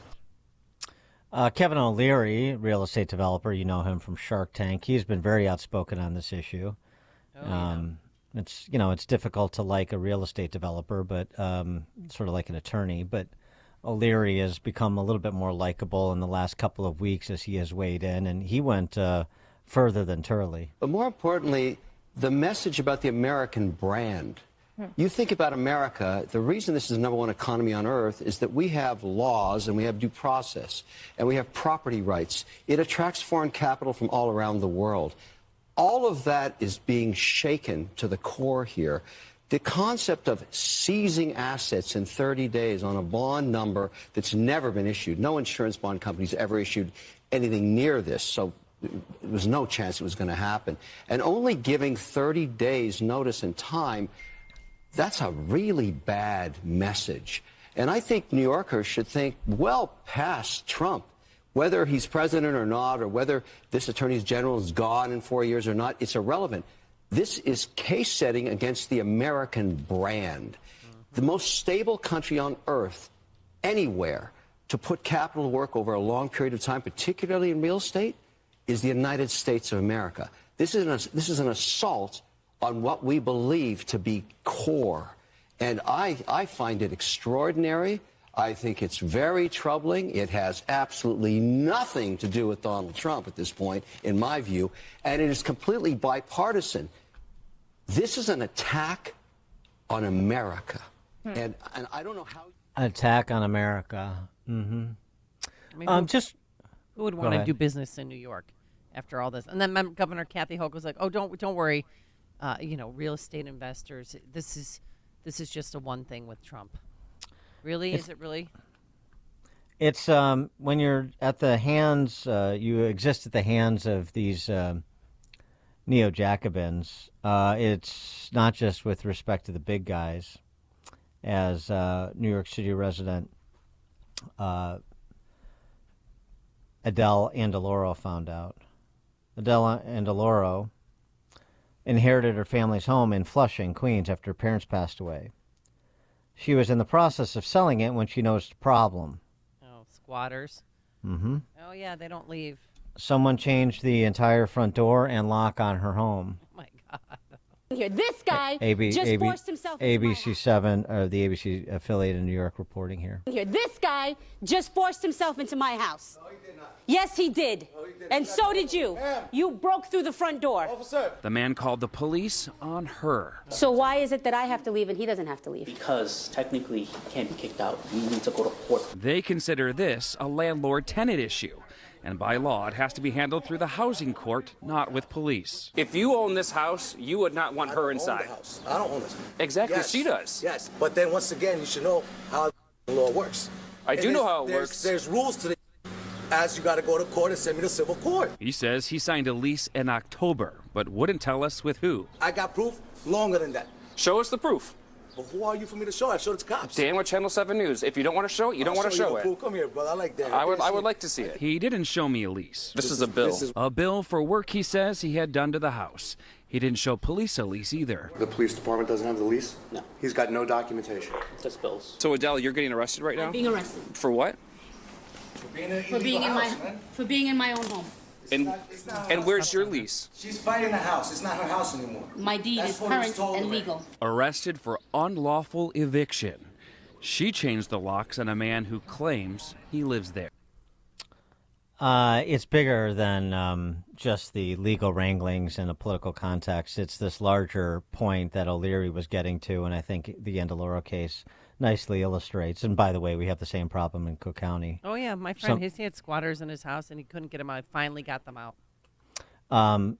If there's no respect for private property rights, you don't have a private economy, if that's important to you. For more on this, Steve Moore joins us, Govzilla author and economist. Of course, Steve, thanks for being with us. Appreciate it. Hey, good morning, guys. What about that? What about the O'Leary formulation that this matter between the state of New York and Trump and the $454 million bond he has to post in order to appeal the ridiculous punishment that was imposed? That this is really an attack on property rights and it's an attack on America that extends well beyond Trump. Oh, I don't think there's any question about it. And, there was just a new survey that came out of New Yorkers about the condition of the city today. And New Yorkers are more, and this is a survey that's been done every 5 years for about the last 25 years. And New Yorkers are just disgusted with the condition of the city, the crime, the all of the bad schools, the taxes.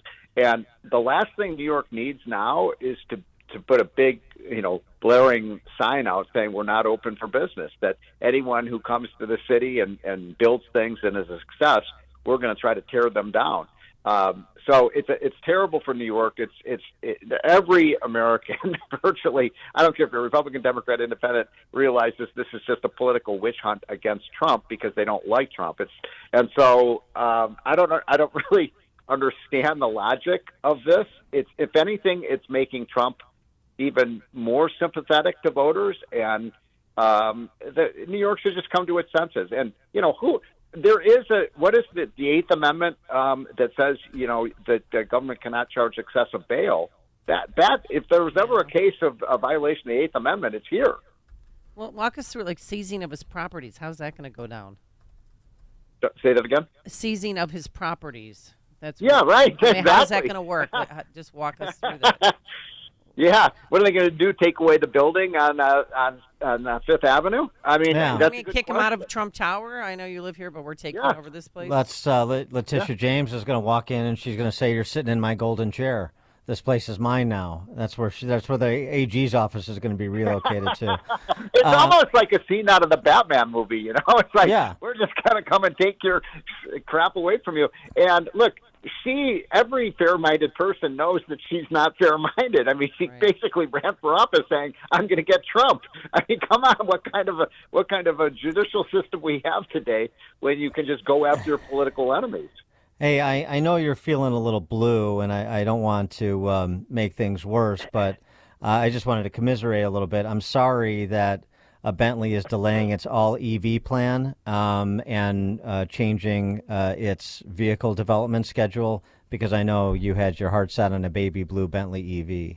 I know. That was going to be so awesome. Well, look, the story of EVs is really a tragic story. I mean, you could make the case that the worst thing that ever happened for the EV market was Joe Biden coming into office and forcing them down the throats of American consumers.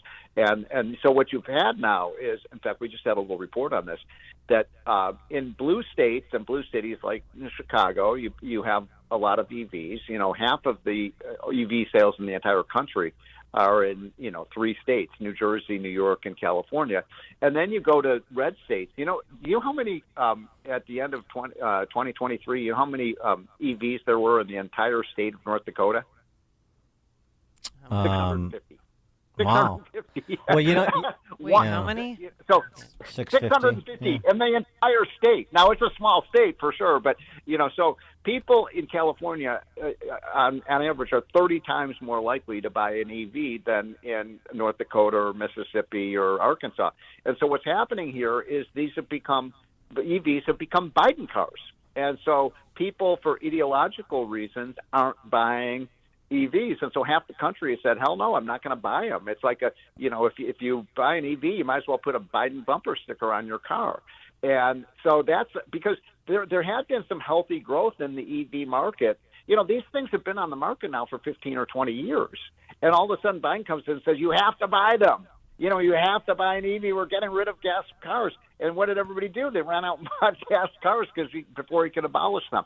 So this has turned into a completely partisan issue, and it's almost like the Biden the EVs are now like Bud Light. Yeah, right. Yeah, that's interesting. Well, in Illinois, it's Pritzker's demanding or encouraging. Of course, he doesn't demand. The lockdown of lockdowners. He doesn't make demands. He doesn't impose mandates. He is demanding 1 million EVs be on the roads in Illinois, be in the hands of Illinoisans by 2030. Yeah. Well, we're only at like 95,000 right. Is he going to buy them for people? Or he may have to, but we're at 90. You're so flush with money, you might as well just do that because he personally is.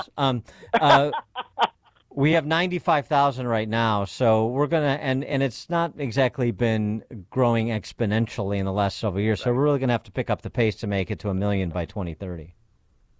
So the interesting thing about the car market right now is, what kind of cars people do want to buy, and there's high demand for hybrids. Oh, hybrids. Love a hybrid. No, what's that? I love hybrids. Yeah, but you're like everybody, and yet the environmentalists are against hybrids too because it doesn't get us to zero emissions by 2040 or whatever their crazy target is. And so, if you're an environmentalist, you should be in favor of hybrids. But the Biden administration doesn't want hybrids. You've got to have an electric vehicle, and everybody's got to have one. And as soon as they started doing that, people started rebelling against it. And by the way, if you know that they're going to abolish something, what do? You run out and buy them before they can get rid of them. So they've actually accelerated the. And by the way, go to a rental car agency. What are the rental car agencies saying now? Nobody wants to rent an EV. And so they're selling off their fleets. Yeah, right. Exactly. Well, all right, speaking of vehicles, what is going on with the gas prices? The average price of gasoline is up 40 cents since January. Yeah. Yep. And we're looking at $5 in the city and $4 in the suburbs. Yeah, and so this is a good point because today is Fed Day. Yay! The Federal Reserve that makes a determination in about 3 or 4 hours about what they're going to do with interest rates. And there was a lot of chatter about a month ago about the fact that they were going to start cutting rates because they raised rates 11 times in the last 18 months. But no, I mean, inflation is back. I hate to say this. I don't want to ruin people's Wednesday, but look at the commodity index, and gas is a big part of the commodity index. Those prices are up 11% since the beginning of the year. And so you've got a lot of inflation in that. The last 2 readings on the consumer price index show us that we're, looking at 4 to 5% inflation again. That's a long way from the 2% target. And so for the Fed to be cutting rates now would be ridiculous, and they're not going to do that. But I think we have a lot of work to do to get inflation out of this system. And anybody who goes to the grocery store, anybody who goes to the gas pump, anybody who has to pay a mortgage or a utility bill knows exactly what I'm talking about. Steve Moore, Govzilla author and economist. Steve, thanks as always. Appreciate it. Okay, guys, have a great day. Take care. Thanks, you too. And he joined us on our turnkey.pro answer line. It's like a hot, steaming cup of information to start your day. It's Chicago's Morning Answer on AM 560. The Answer. Rick Borick, host of Unleash Your Wealth, talks about the importance of tax planning in retirement. A qualified financial planner can take you through all the steps to show you every single legal way you can use to reduce and minimize your state income taxes across the board so that, again, you keep more of your money and your family keeps more of your money. Unleash Your Wealth, Saturday at 7 a.m. and our new time at 2 p.m. here on AM 560, The Answer. Hi, I'm Gary Rabine, founder of Rabine Paving and the Rabine Group. I'm a partner of Job Creators Network. I believe that less regulation is important to American freedom and protecting the American dream. Job Creators Network allows me to engage in the fight against job-killing regulations and allows me to network with thousands of other business leaders locally and nationally to grow my business and to fight to protect the American dream. Job Creators Network has been instrumental in winning many battles protecting freedom and small business over the past 10 years, stopping the Biden vaccine mandate and stopping the Biden student loan bailouts at the U.S. Supreme Court. These are two amazing wins. The JCN team has taught me that we can make a difference. For $1,500, only $1,500 per year, you can partner with me in Job Creators Network and fight for the American dream. Find us at joinjcn.com. That's joinjcn.com. Partner with me today and join us to fight for our American dream. I just love Gary Rabine, and I love Balance of Nature. Oh, yeah. And you could love it, too. If you order your bottles of fruits and veggies today, you can feel good that you're doing something for yourself, because you have to admit you're not getting enough fruits and veggies on your own, and that's where Balance of Nature comes in. 31 whole fruits and vegetables, real food, real nutrition, and once you start taking it, your body's going to crave it. I love it. And when you give your body the best possible fuel, you do have more energy and you are stronger. So let's get to it, folks. The number to call is 800-246-8751, 800-246-8751. Use discount code Chicago. First timers, you get 35% off and free shipping, or go online to balanceofnature.com, discount code Chicago. Getting quality employees to fill positions in your company is essential, but finding those people can be a major hassle, unless you use ZipRecruiter. ZipRecruiter makes finding quality people a breeze. And right now you can try it for free at ZipRecruiter.com/free. With ZipRecruiter, one click sends your job to hundreds of top job sites. But more than that, ZipRecruiter's advanced technology identifies the candidates with the skills you need, sends you a list of great matches to review, then actively invites them to apply for your job. And the results speak for themselves. 4 out of 5 employers who post on ZipRecruiter get a quality candidate within the first day. That's right, the first day. Now you can focus on your business and let ZipRecruiter do the work finding the best people for you. See for yourself. Experience the ease, efficiency, and power of ZipRecruiter for free. Just go to ZipRecruiter.com/free. That's ZipRecruiter.com/free. ZipRecruiter.com/free. DC Export is celebrating 50 years. With the vision and hard work of their founders, Dominic and Carol Cacciamiglio, dedication of employees and loyal customers, DC Exports has achieved this milestone. DC Export and Domestic Packing Incorporated was founded in 1974. Beginning in a building not much bigger than a garage, the company now boasts 2 Chicago area facilities and a warehouse in Greenville, South Carolina. They offer nationwide packing, crating, container loading and unloading, as well as warehousing with heavy lift capabilities. To ensure proper handling and packing of your shipments, they provide custom-made boxes, crates, skids, and corrosion control solutions. DC Transport provides transportation services throughout America. From container drayage to super heavy haul loads, they can help you move just about anything. Go to dcexport.com to get a quote on packing, crating, transportation, or trade show services. dcexport.com. That's dcexport.com. AM 560, The Answer. All right, coming up on Chicago's Morning Answer. We'll get an update on the state of Black America from Star Parker, president and founder of the Center for Urban Renewal and Education at 808. Star Parker, 808. Got some questions for him, but now let's head into that newsroom. Here's the man. Here's Mike Scott. Good morning, Mike. This morning, we are watching returns still trickling in Cook County on a couple of key races. We'll have developments on that for you this morning. Also, veteran U.S. Representative Danny Davis appears to be the winner of the five-way Democrat primary in the 7th District. And an embattled leader in the South suburbs loses at the ballot, even though she wasn't on the ballot. Last night, the Blackhawks lost 6-2. WIND Chicago News Time is 8 o'clock. Texas's controversial border law gets another hearing today. I'm Dave Anthony, Fox News, before the appeals court that blocked it again. This coming hours after the Supreme Court ruled that Texas can use police to arrest migrants. The Texas law makes illegal border crossings a crime and allows law enforcement to make arrests and conduct deportations. The Biden administration opposed it, arguing states cannot supersede federal authority over the border. Texas Sue Guzman. Former President Trump blames Biden policies for record illegal immigration. The president swiped back while campaigning in Arizona. 2016, he called Latinos criminal, drug dealers, and rapists when he came down that escalator. Now he says immigrants are poisoning the blood of our country. House Republicans hold another hearing in an hour in their Biden impeachment inquiry. The president's supporters say with no evidence of wrongdoing. This idea that's baseless is just ridiculous. The country can see what was going on here. So Judiciary Committee Chairman Jim Jordan tells Fox Business they'll hear from Biden family associates who say access to Joe Biden was the brand. They made millions of dollars off of overseas. Democrats on the committee have invited Lev Parnas to testify. He is an ex-associate of Rudy Giuliani, who said he helped try to push Ukrainian businessmen to investigate the Bidens. Democrats hope his answers will show the inquiry to be unwarranted. Fox's Gernal Scott. President Biden won contests in 4 more states. There were 5 Trump victories, adding to the delegate totals for both who've already clinched their party's nominations. Abortion remains a big campaign issue, especially for Democrats, and now former President Trump is suggesting he would support a national ban on abortions around 15 weeks of pregnancy. It's the first time he has voiced support for a specific limit on the procedure. In a Tuesday radio interview with WABC, he also seemed to suggest a reluctance to a federal ban, saying it's a state issue. Fox's Tanya J. Powers. The Major League Baseball season is underway. The first regular season game in South Korea. The Dodgers lead the Padres 5-2. America's listening to Fox News.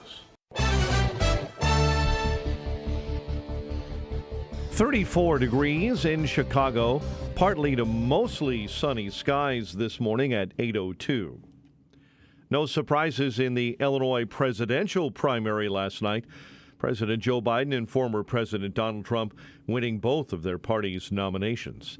Cook County State's attorney's race turning out to be the tightest on the ballot in Cook County in this primary election cycle.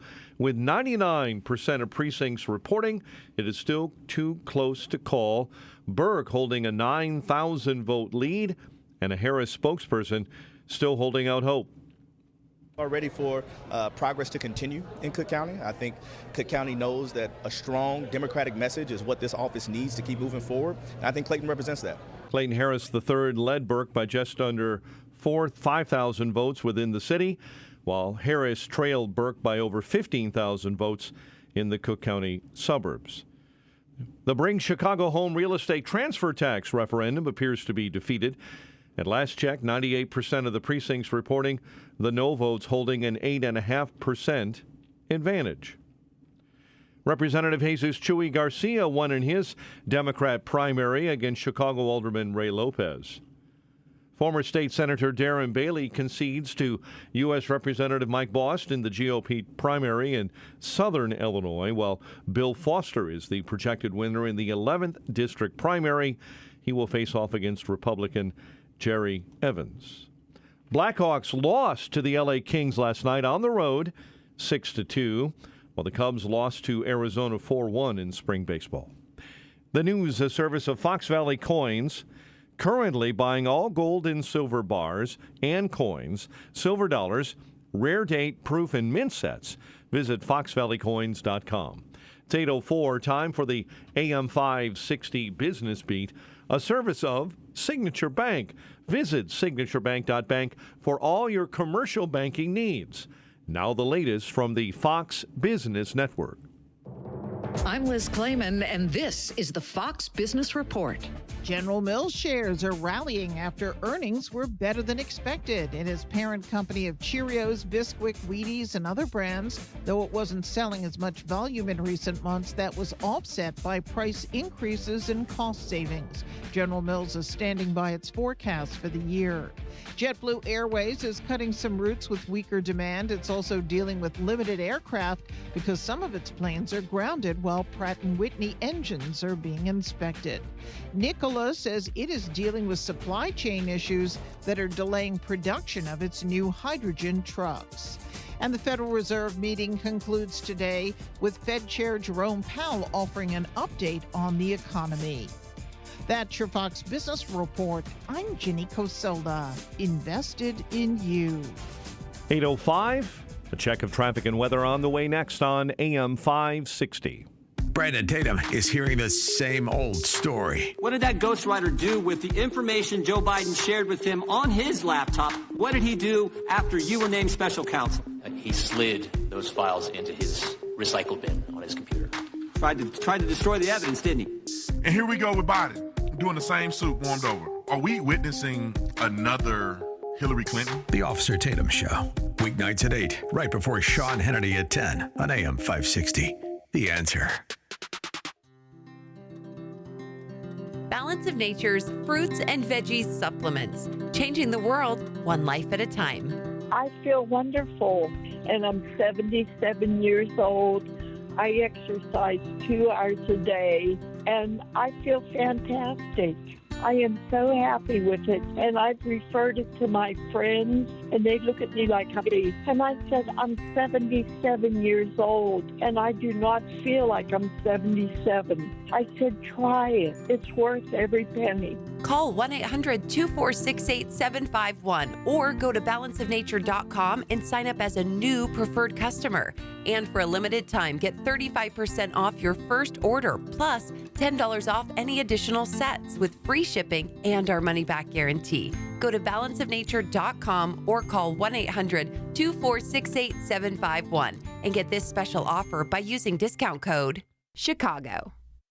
Texting enrolls you into recurring automated text messages. Consent not required to purchase. Message and data rates may apply. Hey, Dan, how you doing? Haven't seen you around the gym for a while. Yeah, I've really fallen off. Since I turned 40, I just don't get the results I used to get. Could be lower testosterone. Lower T? Yeah, I went through it a while back. Once you hit 40, your body has less free testosterone. I got Nugenix Total T, and it's made a huge difference for me. I've seen that on TV. Is it for real? Oh, yeah. The patented key ingredient is something called Testofen, which helps boost free and total testosterone levels to help you trim up and stay lean. And it's made a difference for you? Man, I feel like I'm in my 20s again. At work, in the gym, and in the bedroom. Are they still giving out complimentary bottles for people to try it for themselves? Yeah, you just need to send them a text. Text HIM to 321-321 right now for your complimentary bottle of Nugenix Total T, the #1 selling testosterone booster at GNC. Plus, text now and we'll include a bottle of Nugenix Thermo, our most powerful fat incinerator ever, to help you get back into shape fast. Absolutely free. Text HIM to 321-321. That's HIM to 321-321. 8:07.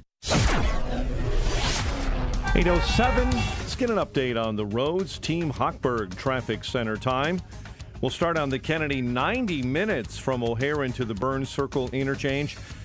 Stop and slow inbound between Montrose and Belmont this morning. Outbound Kennedy, stop and go between the Burns Circle all the way out to Montrose.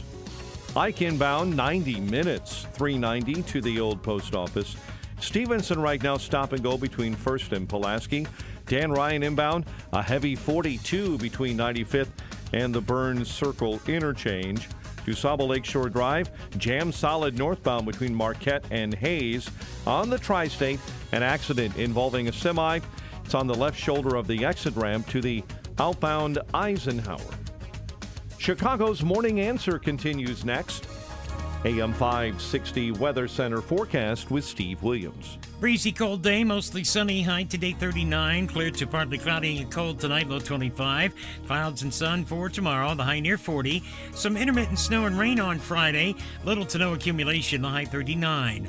I'm Steve Williams on AM 560, The Answer. Partly cloudy and 34 at O'Hare. Your next news update is at 8:30. Chicago's Morning Answer continues next on AM 560, The Answer. Now, from the Signature Bank Studios, This is Chicago's Morning Answer with Dan Proft and Amy Jacobson. This is Chicago's Morning Answer with Dan Proft and Amy Jacobson on AM 560. The Answer.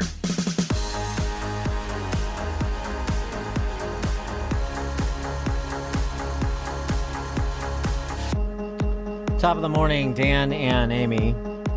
You know, you don't read too much into cultural touchstones, but sometimes they give you an indication that maybe there is a movement afoot, a movement away from the status quo.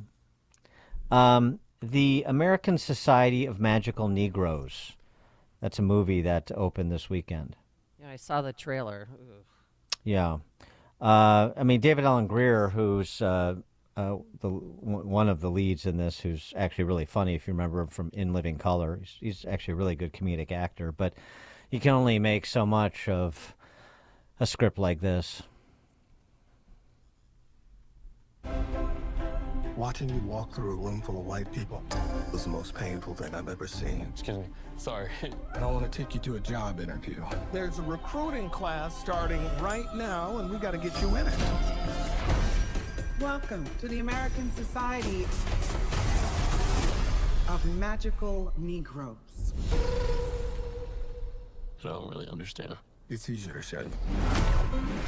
What's the most dangerous animal on the planet? Shark. White people, when they feel uncomfortable. White people feeling uncomfortable precedes a lot of bad stuff for us. That's why we fight white discomfort every day. Because the happier they are, the safer we are. The name needs a little updating, maybe like magical black people, or I guess that doesn't have the same ring. You ready? Oh, wow. Your first client is a Jason Munn. The movie made just $1 million opening weekend in the entire United States. It made $310,000 on Sunday, which was a 34% collapse from just Friday. Not much market for it. By contrast, this film I've mentioned before on the show, I'm sure people have seen it or certainly heard about it. American Fiction with Jeffrey Wright, who's really a good actor, and he was great in this. That was sort of a surprise hit, and American Fiction really is satirical in the direction of performative, whatever white liberals think black culture is. Wright plays this intellectual, this academic, who is an author, and his books don't really sell very well. And then he sees the race hustling books, where you talk in street vernacular or write in street vernacular, selling very well. And so his literary agent convinces him to go down that path. He actually writes a spoof of that is taken literally by a publisher, and then he becomes this massive success. And as he says at one point, there's some great lines in that film that's well written as compared to this American Society of Magical Negroes. He says at one point, the dumber I get, the richer I get. Or the dumber I act, the richer I get, which is also a cultural commentary. But it's just interesting. I mean, it's interesting that American Fiction would be made in Hollywood and could get the star power of a Jeffrey Wright. And it's amazing, or perhaps it's amazing is overstated. Perhaps it's telling, perhaps, that what you would expect from Hollywood, the most dangerous animal on the planet is the white person who feels uncomfortable or awkward or is suffering from low self-esteem because that's bad for black people. That's sort of the premise. You would think that would be what sells based on what we're told from these same cultural mavens about the state of race relations. So I just think it's interesting. I don't know. Maybe I'm overreading it, but sometimes, what people consume culturally is indicative of where their heads are at culturally. For more on this topic, we're pleased to be joined by our friend Star Parker. She's the president and founder of the Center for Urban Renewal and Education and host of CURE. That's the Center for Urban and Renewal and Education, CURE. Host of CURE America on NRB TV and TC TV. She's also the editor of the just-released The State of Black Progress, Confronting Government and Judicial Obstacles, and a contributor to the soon-to-be-released The State of Black America, Progress, Pitfalls, and the Promise of the Republic, which is edited by our friend Professor William Allen of Michigan State fame, as well as the lead author of the Black History curriculum that has been implemented in the state of Florida. Anyway, all right, that's a lot there. Star Parker, thanks so much for joining us. Appreciate it. Oh, you're so very welcome. And those movies are a reminder of why I don't go to movies, and mostly because I work here in Washington, D.C., so there's enough drama going on that are trying to fool the American people into unhappiness because they want to take control of their lives. But secondly, it encourages me to continue our work here at CURE, because an alternative voice must be available for the American people when we think about matters of culture, race, relations, and poverty. So when you, the State of Black Progress, you're the editor of this just released book, Confronting Governmental and Judicial Obstacles. So which are the major governmental/judicial obstacles facing Black Americans? Well, first of all, let's back up a minute, because you mentioned the first tome that we brought out 2 years ago. What CURE is basically is an alternative to the National Urban League and the antithesis of BLM, Black Lives Matters, because they have been promoting that narrative that you just articulated well about Black life in America and this intrinsic now disdain for the founders and people of white or Caucasian heritage. So we have to have that alternative voice. So a couple of years ago, a donor underwrote us putting out the State of Black America, which is about the pitfalls and the promises. Historical look, academic look, the one that Dr. Allen edited for us. At that moment, he was our COO of CURE and the long-term board member of our organization, CURE Policy. Well, the Urban League came after us immediately with their lawyers to say we needed to change the name, cease and desist, because they had trademarked the State of Black America, which their narrative is constantly from the 60s that there's something inherently wrong in the founding, and therefore we need to transform the country. So we did change the name, as you're pointing out now, to the new one that's coming out 1 month from now, called the State of Black Progress. And what we're doing this time is looking at the judicial changes in the country to actually move blacks toward freedom. And then we address what next needs to be done.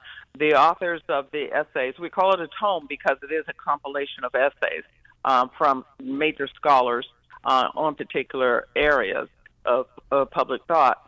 And Dr. Allen is one of the editors on or contributors on the part about the judicial changes, as well as Judge Janice Rogers Brown. And after they make their assessments, we then move into different policy discussions to where we should still be concerned. You know, you think about you guys there in Chicago. You hear Chicago, everyone thinks everything in Chicago is broken, whereas we know that everything in Chicago is not broken, but there are pockets of concern. In fact, when Donald Trump was in the presidency, we worked closely with him to identify where those pockets are, and out of the 45,000 zip codes in the country, 8,700 are broken. That's a lot. 20% is a lot, but at least we can focus on them. And so that's what we look at through the rest of the State of Black Progress, is what should we be thinking about in these areas that keep bubbling up in flames year after year. What have we done wrong as a society that people will not mainstream, and what should we be thinking about? And in this particular tome, we're looking at health issues, housing issues, education issues, and economic stability. What do we need to do to help people get out of the rut of paycheck to paycheck and actually start having an investment in their country? Well, so these broken neighborhoods, I mean, I think we all understand, you sort of by inference suggested what brokenness means. So then what are the fixes if government isn't the main fixer? You know what I mean? Well, yeah, I know exactly what you mean. Right. The war on poverty has been a total disaster failure, and government is the problem, not the solution.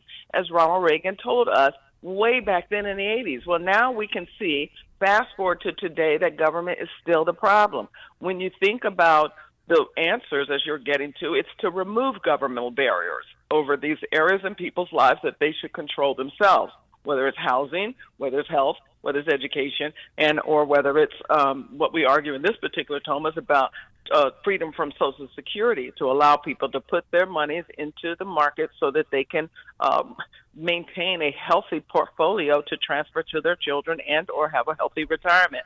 So what we've done wrong as a society is continued this war on poverty for too long. It should have never started in the 60s.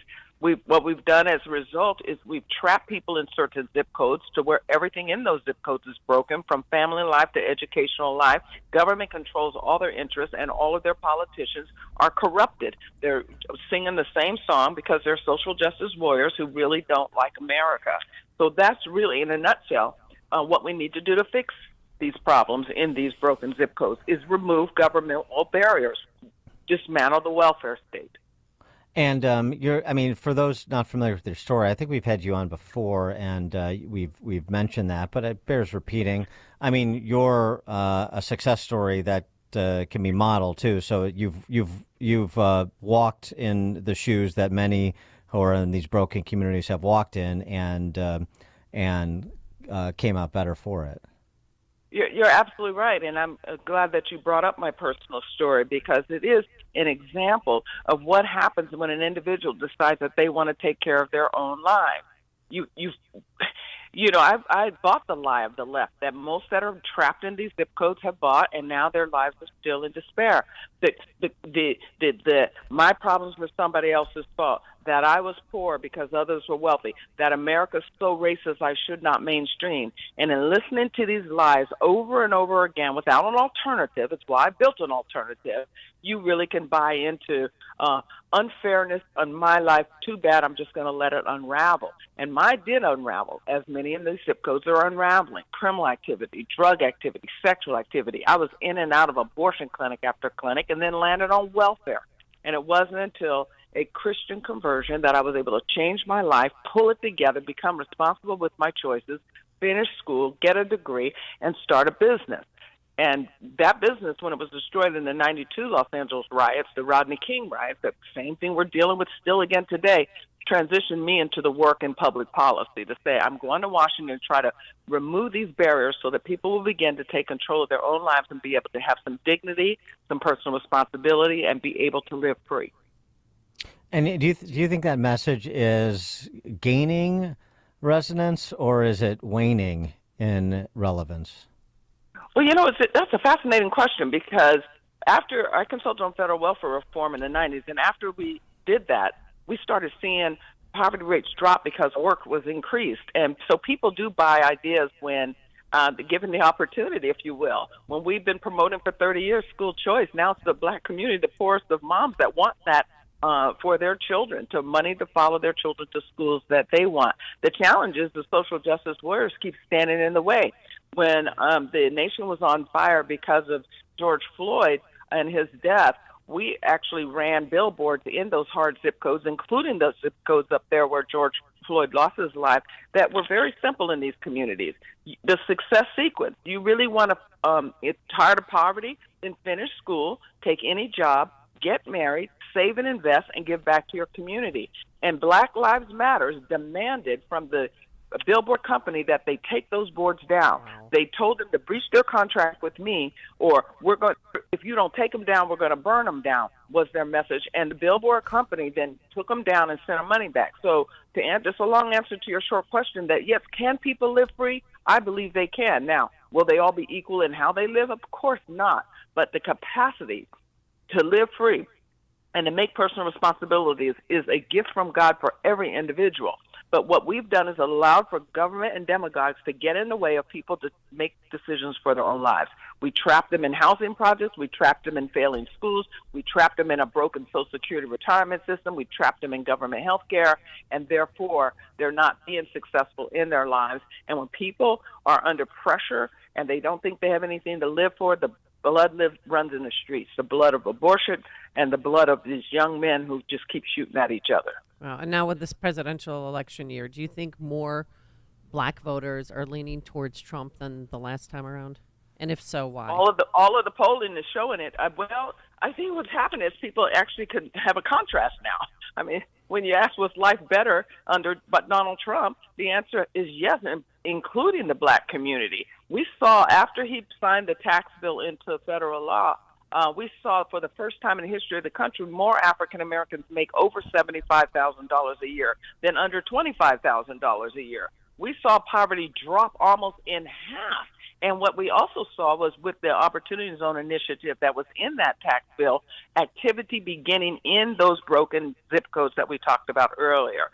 So these are the things that we are discussing in the State of Black Progress, because the liars on the left continue with that narrative, have gotten away with it too long, and it's about time that most Americans have opportunity to see the other side of the story. Because if we don't, then we are going to end up in racial conflict.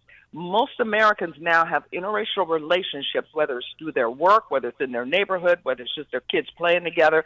So we cannot afford to buy a lie that we're still in the 50s when it comes to racial relationships. They're getting worse because the left keeps insisting that this country is racist. You just played some, I cannot believe those movies. Well, I'm glad you said the one is failing, though, because it's like, really? Right. Go again? Right. Really? This is that's not where we should be in the 21st century. Well, I wonder something too. I recently did an interview with Coleman Hughes about his new book, The End of Racism, and one of the points that he makes too is that, and I think you're making it in part, race relations were improving over the last 30 years into the 2010s. They started to flatline, and by race relations, I mean whites thinking about blacks, blacks thinking about whites, not really thinking about race, and as you say, sort of being in community with one another because of the integrated nature of our society, and that's what we all want. I used to think, and now I find that some people don't want that apparently. But what Coleman Hughes says, too, is around the same time of the Obama years, particularly the second term where it was a little bit more racially charged, you had the advent of the smartphones.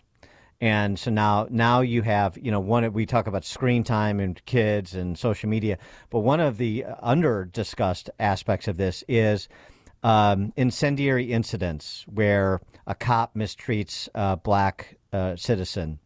They move at the speed of social media and the speed of the internet, and now now you're getting whipped into a frenzy, and you have people then seize on that and say, look, the police are a systemically racist institution. Look at this video. Look at what happened over here. And then you know what kind of conversations happen online. Oftentimes they're not exactly highbrow. And so that fed a lot of the deterioration in race relations over the last decade, even though prior to that, despite prior to that things improving, that it was social media as sort of a tinderbox for those who profit from racial division. Well, that's true. I mean, there are instances, and they are broadened by the internet, where you can pull on emotionally charged issues and then create a groundswell. We saw that, especially with BLM hitting the national scene and raising that type of money and shaking down the major corporations that they did. But when you think about police reform, we never got to the real discussion. What the real discussion was that Tim Scott, this great senator from South Carolina, discovered is union control. When you think about what happens in unionized police forces, the poor communities get the rookies and the rebels.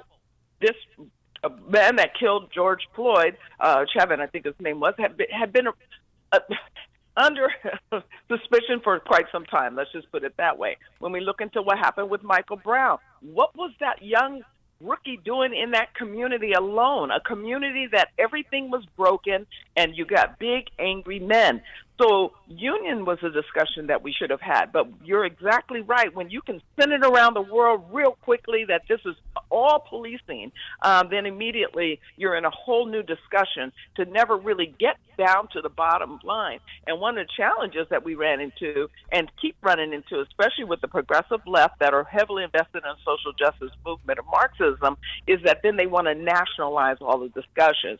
So what happened then was you go to the federal government, do something, and nothing was done because it's not their role to do. But you're absolutely right. When you fuel this type of frustration and people begin to get very angry, it's hard then to have relationships, in a broader sense. But what doesn't break down is the relationships one-on-one. When you think about the children of the baby boomer, that Gen Xer, they didn't leave their relationships that they have that are interracial. They just became more social justice warriors because they think that they're solving a problem that really didn't exist.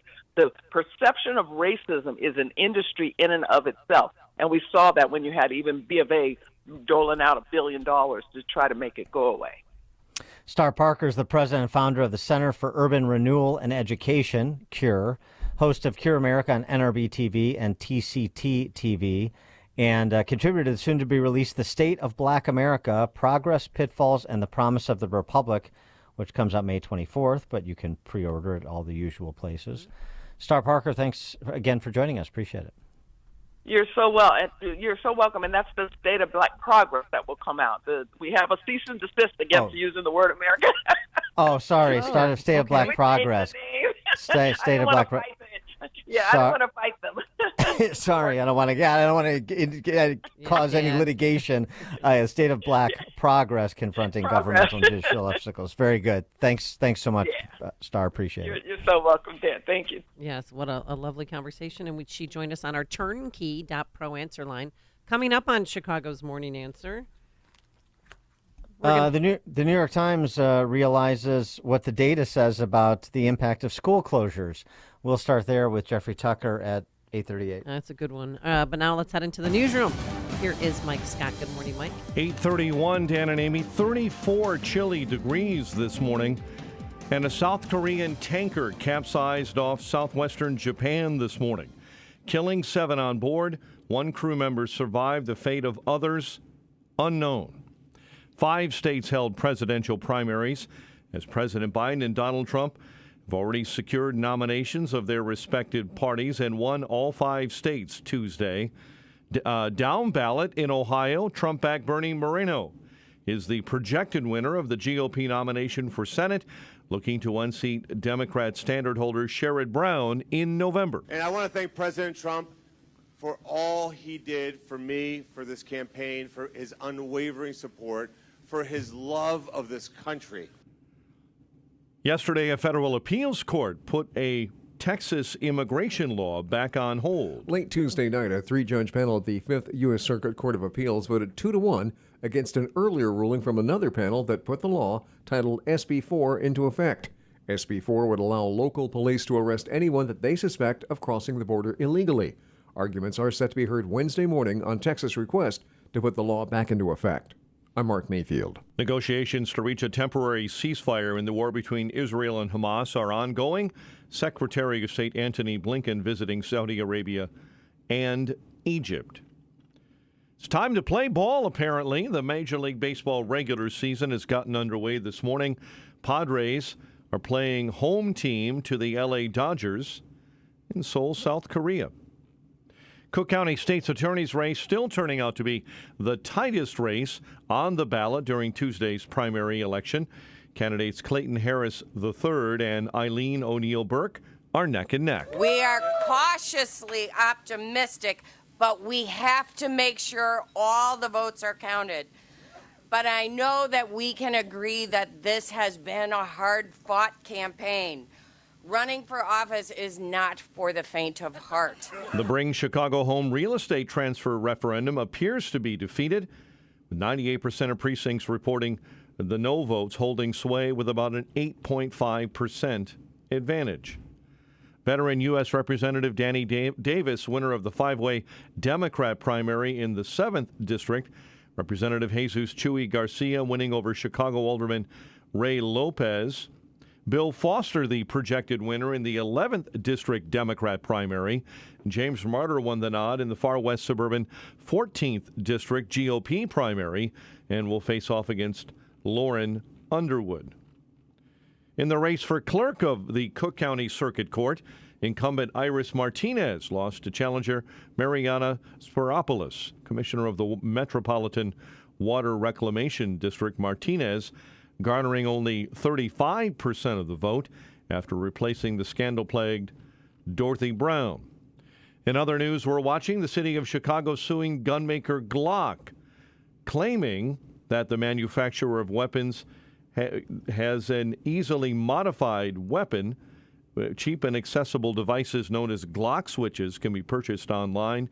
The suit alleges the weapons maker knows how easy it is to modify guns. And at latest report, at least 15 cases of measles have been reported so far in Chicago this year. Blackhawks lost to the LA Kings on the road 6-2.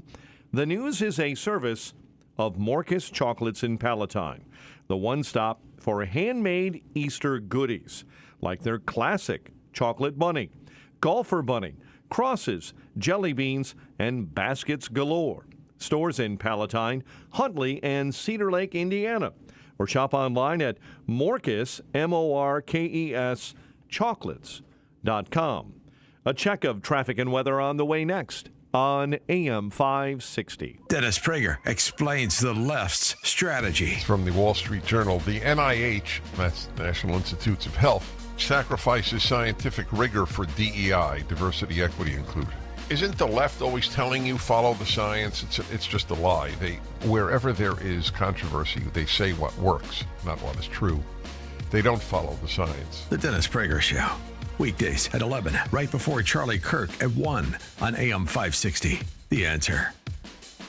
Hey, business owners, are you wondering how to grow your business? Do you need cash flow and a ready source for financing? Well, Signature Bank can help. Hi, Mike Gallagher here to let you know that Signature Bank's loan decisions are made locally by a team who knows your name, cares about your business, and is invested in your success. When you need advice about your business or even have a question, Signature Bank is there to help. There are no handoffs or call centers. This is a team that wants to get to know you and your business. That's why Signature Bank in Chicago is my bank. That's right. I'm a customer. When I call, someone picks up the phone on the other end. And with Signature Bank, I can securely bank anywhere, anytime. Reach out to my friends at Signature Bank. Call 773-467-5630. That's 773-467-5630. Or visit them online at signaturebank.bank. Signaturebank.bank. Your business could be Signature Bank's next success story. Member FDIC, Equal Housing Lender. This is the time of year to enjoy life, so stop letting pain in your joints keep you from doing what you want to do this spring. Call QC Kinetics now. QC Kinetics is the nation's leader in regenerative medicine. I'm talking lasting joint pain relief, folks. No surgery, no drugs, and no downtime. QC Kinetics is literally transforming lives. Their advanced treatments harness your own body's ability to restore and repair damaged joint tissue. No pain pills, no risky surgery. This is an all-natural solution. QC Kinetics has tens of thousands of satisfied patients who've reclaimed their mobility. Take action now. Live your best life this spring and summer. It's a great use of your tax refund, by the way. So call QC Kinetics for a free consultation. 312-809-5955. 312-809-5955. That's 312-809-5955. This is Albert Mohler for townhall.com. A recent cover story of New York Magazine demands our attention. The title, Freedom of Sex, the Moral Case for Letting Trans Kids Change Their Bodies.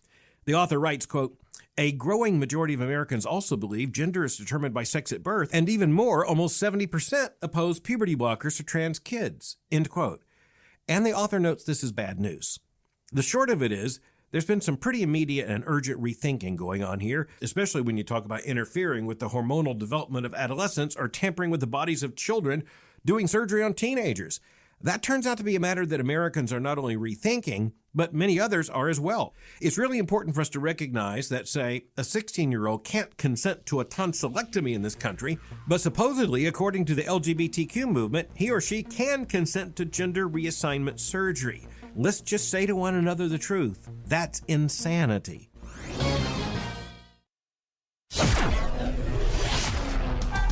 $8:38, check of the roads. Team Hochberg Traffic Center time, a service of Discover. If you feel like using debit over credit, shouldn't you also get rewarded? Well, now you can with Discover Cashback Debit. It's a checking account that rewards everyone with cashback on everyday purchases. No fees, period. Discover.com/cashback debit. Discover Bank, member FDIC. Crystal Lake, report of a major fire, Route 176 east of Walkup. Streamwood, an accident with injuries, Route 59 and Irving Park Road. Cleanup continues in Chicago's Bridgeport neighborhood from a large earlier structure fire. Morgan remains blocked between 35th and 32nd. Accident cleanup, 8094 right shoulder eastbound between Burr and Broadway. Significant delays on I-355 northbound between the Boughton Toll and Maple. Chicago's Morning Answer with Dan and Amy continues next. AM 560 Weather Center forecast, mostly sunny, breezy, and colder. High of 39. We've already hit that high. We're down to 34 under partly cloudy skies. Your next news update is at 9. Chicago's Morning Answer continues next on AM 560, The Answer. Now, from the Signature Bank Studios. If you're looking for the latest news, insight into what it means, and the sharpest opinion, there's only one station in Chicago where you can turn, and it's this one. We're AM 560, The Answer. Top of the morning, Dan and Amy. I'm just running through a list in my mind. Of what? Of people you need to call back? For what? I don't know. List in my mind of what we know to be true today, what many of us knew to be true in virtual real time, certainly after the first, say, 90 days during COVID, so by the summer of 2020. And just like how comprehensively wrong the public health establishment, the political establishment, and the responses that were chosen, how comprehensively wrong it all was. So it's a flu that originated at the Wuhan Virology Lab. You weren't allowed to say either one of those things. No. For which the faster herd immunity occurred, the better for young people, a la chicken pox. You weren't allowed to say that. Nope. Keep kids in school. Spend time outside. Don't return infected seniors to nursing homes. Keep people at work. Don't scare them away from preventative checkups. And instead, we pursued policies that were at odds with all of those positions. Oh, on the list, too, that masks work. Mask stops the spread. Oh, and that if you get vaccinated, you won't give the disease or get the disease. Remember that lie? Yeah, I mean, I know what the lies were. Yeah. I'm saying that the things that we knew and we said at the time, all those things I just rattled off, that's what we were saying. And now the New York Times is saying them. Oh, really? Sort of. New York Times, big think piece, only 4 years later. What the data says about pandemic school closures. Oh, of course, they're always men and women of science and data. It turns out the longer schools were closed, the more students fell behind. It turns out that that even short closures had long-term consequences for children. Really. It also turns out that closing schools, I should say, did not appear to significantly slow COVID spread. But hey, nobody's responsible. Fauci and Birx were just providing recommendations. They're not responsible. They've cleared themselves. Trump and Biden were just following the recommendations of public health professionals. They're not responsible. They've cleared themselves professionally. And so have all the COVIDians that went along with these ridiculous policies in terms of the lockdowns, as well as to the barbaric behavior towards fellow citizens with respect to censorship with respect to just interpersonal treatment, pushing people away from one another at funerals, excoriating a woman at a Dunkin' Donuts asking if you could take your mask down because I'm deaf and I can't understand what you're saying. Yeah. And we're all supposed to just chalk that up to mistakes were made because, again, if there's no accountability for thee, then there's no accountability for me. Jeffrey Tucker is the founder and president of the Brownstone Institute, author of Liberty or Lockdown, and he's got a new book, Life After Lockdown. That's Life After Lockup, the show about prisoners who get coupled. That's different. Yeah. Life After Lockdown, not Life After Lockup. Jeffrey Tucker, thanks for joining us again. Appreciate it. Sure. So, the New York Times has finally come around. That didn't take too long. I guess, but there's something wrong with this model. I'm going to do great evil, destroy everybody's lives, and throw everything into upheaval, violate your rights, take away your religious liberties, your free speech, your freedom of association, rob you of your tax dollars by not even letting your kids go to the schools you pay for, print trillions of dollars, destroy the dollar, bust the budget. And then 4 years from now, I'll just write a little editorial and say, it wasn't, everything cracked up to be. Yeah. Well, it's hard for people to, to admit that they've been fooled for 4 years. I think that's the problem. I suppose that's right, but I don't know. Am I wrong? I find these these articles too little, too late, and I'm frustrated because admitting 4 years later that it wasn't, that we weren't quite on target, it does not do anything to reverse the problem. And I guess maybe there's nothing you can do to reverse the damage. I get that, but it does frustrate me, as it does you, that we were screaming this. I mean, I was writing about this from January. Don't lock down, because I could see what was happening in China, and also I knew that there were some fanatics that had been extant for 15 years that were really anxious to try this big experiment on the public, and I was screaming about it.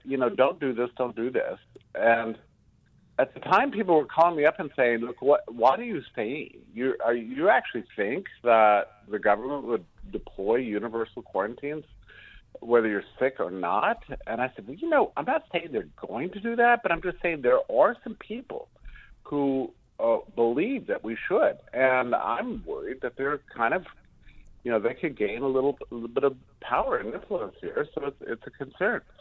Well, the worst possible thing happened, and we're sitting here with the results. I mean, and they're popping up in the headlines every day. I see that a new survey shows that the U.S. has slipped to number 25 in the World Happiness Index. These are polls that ask people if they're happy. I mean, people are not happy. The amount of weight gain, the amount of substance abuse, the learning loss. The learning loss is very obvious to me. It's all around us. Yeah, right. Well, I like the way the New York Times, these New York Times authors, this treatment they offer too. The way this is presented as if they are archaeologists or anthropologists, and they've happened upon this period in American history where at one point the politicians did this, and then now we look and see the impacts 4 years later, and we're just here to report it. We weren't party to any of it. Our outlet, ourselves as quote-unquote journalists, we weren't party to any of it. We're just here to present what occurred as an objective third party. I know. It's and it makes you crazy because really our listeners need to understand this extremely salient fact. The very first English language major news source that urged lockdowns was, in fact, the New York Times. And the date was February 27th, 2020. And that was the morning podcast where Michael Barbaro, the host, once a friend of mine, interviewed Donald G. McNeil, the crabby old lockdown, disease hysteric. And he walked into the studio carrying a bottle of hydrogen peroxide and spraying it all over everything. So, Familiar with that. Yeah, and in that podcast, they really did the opposite of 100 years of public health practice, which was to deliberately fan the flames of panic and hysteria. And I listened to that podcast in shock, and I turned it off, and I thought, something is going on. There is no way the New York Times is doing this without some reason. They're reversing their own editorial policy that they used during the AIDS pandemic, during the Ebola scare, during the 68-69 flu pandemic, or the 57-58, during the polio scare of the early 1940s, during the parrot flu of the 1929, and going all the way back. The New York Times has always counseled calm. If you get sick, see your doctor. Don't disrupt society. Everything you do to try to mitigate the spread of this thing will potentially cause more damage than it will fix. And that's what they always said. And so when they reversed everything in late February 2020, I just knew that there had to be something brewing.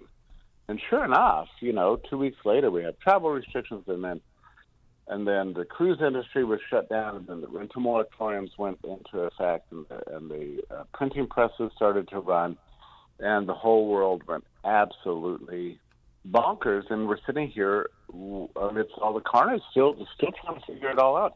And you know what strikes me more and more? I was just, as you were talking, as you were introducing the show, I was thinking, just doing a mental experiment. What if we had never had a single article about this virus? Not one. No stories, no media reports, not one word of it. Like, we had just completely ignored it. What would have happened? Well, people would have gone to the doctors that got sick, and the doctors would have treated this respiratory infection as they always had in the past, which is zinc, hydroxychloroquine, some ivermectin, a little vitamin D, get out in the sun, get some air. Everybody, there seems to be a bad flu going around. It doesn't seem to be affecting young people. Older people probably ought to look out.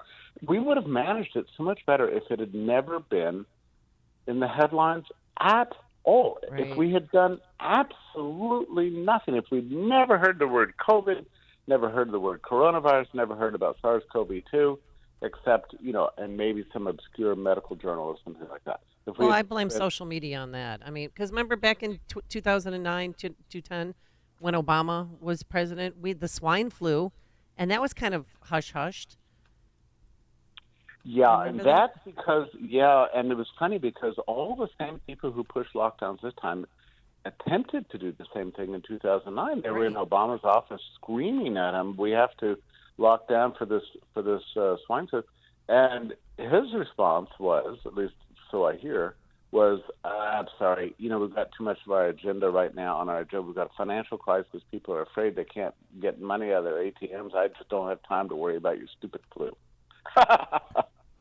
Yeah. Well, have you seen, because we had the documentary on this new film, it's a sort of a docu-short called It Wasn't Fauci by Rob Mons, where he essentially makes the argument, and it's pretty persuasive, that Deborah Birx is not getting enough attention, that Deborah Birx was actually the lockdown architect, and she was the one who perpetuated the lockdowns, sort of manipulating Pence and taking advantage of dilatory Trump staffers who didn't read the guidances, which were received as mandates, that she was actually sending out to governors around the country.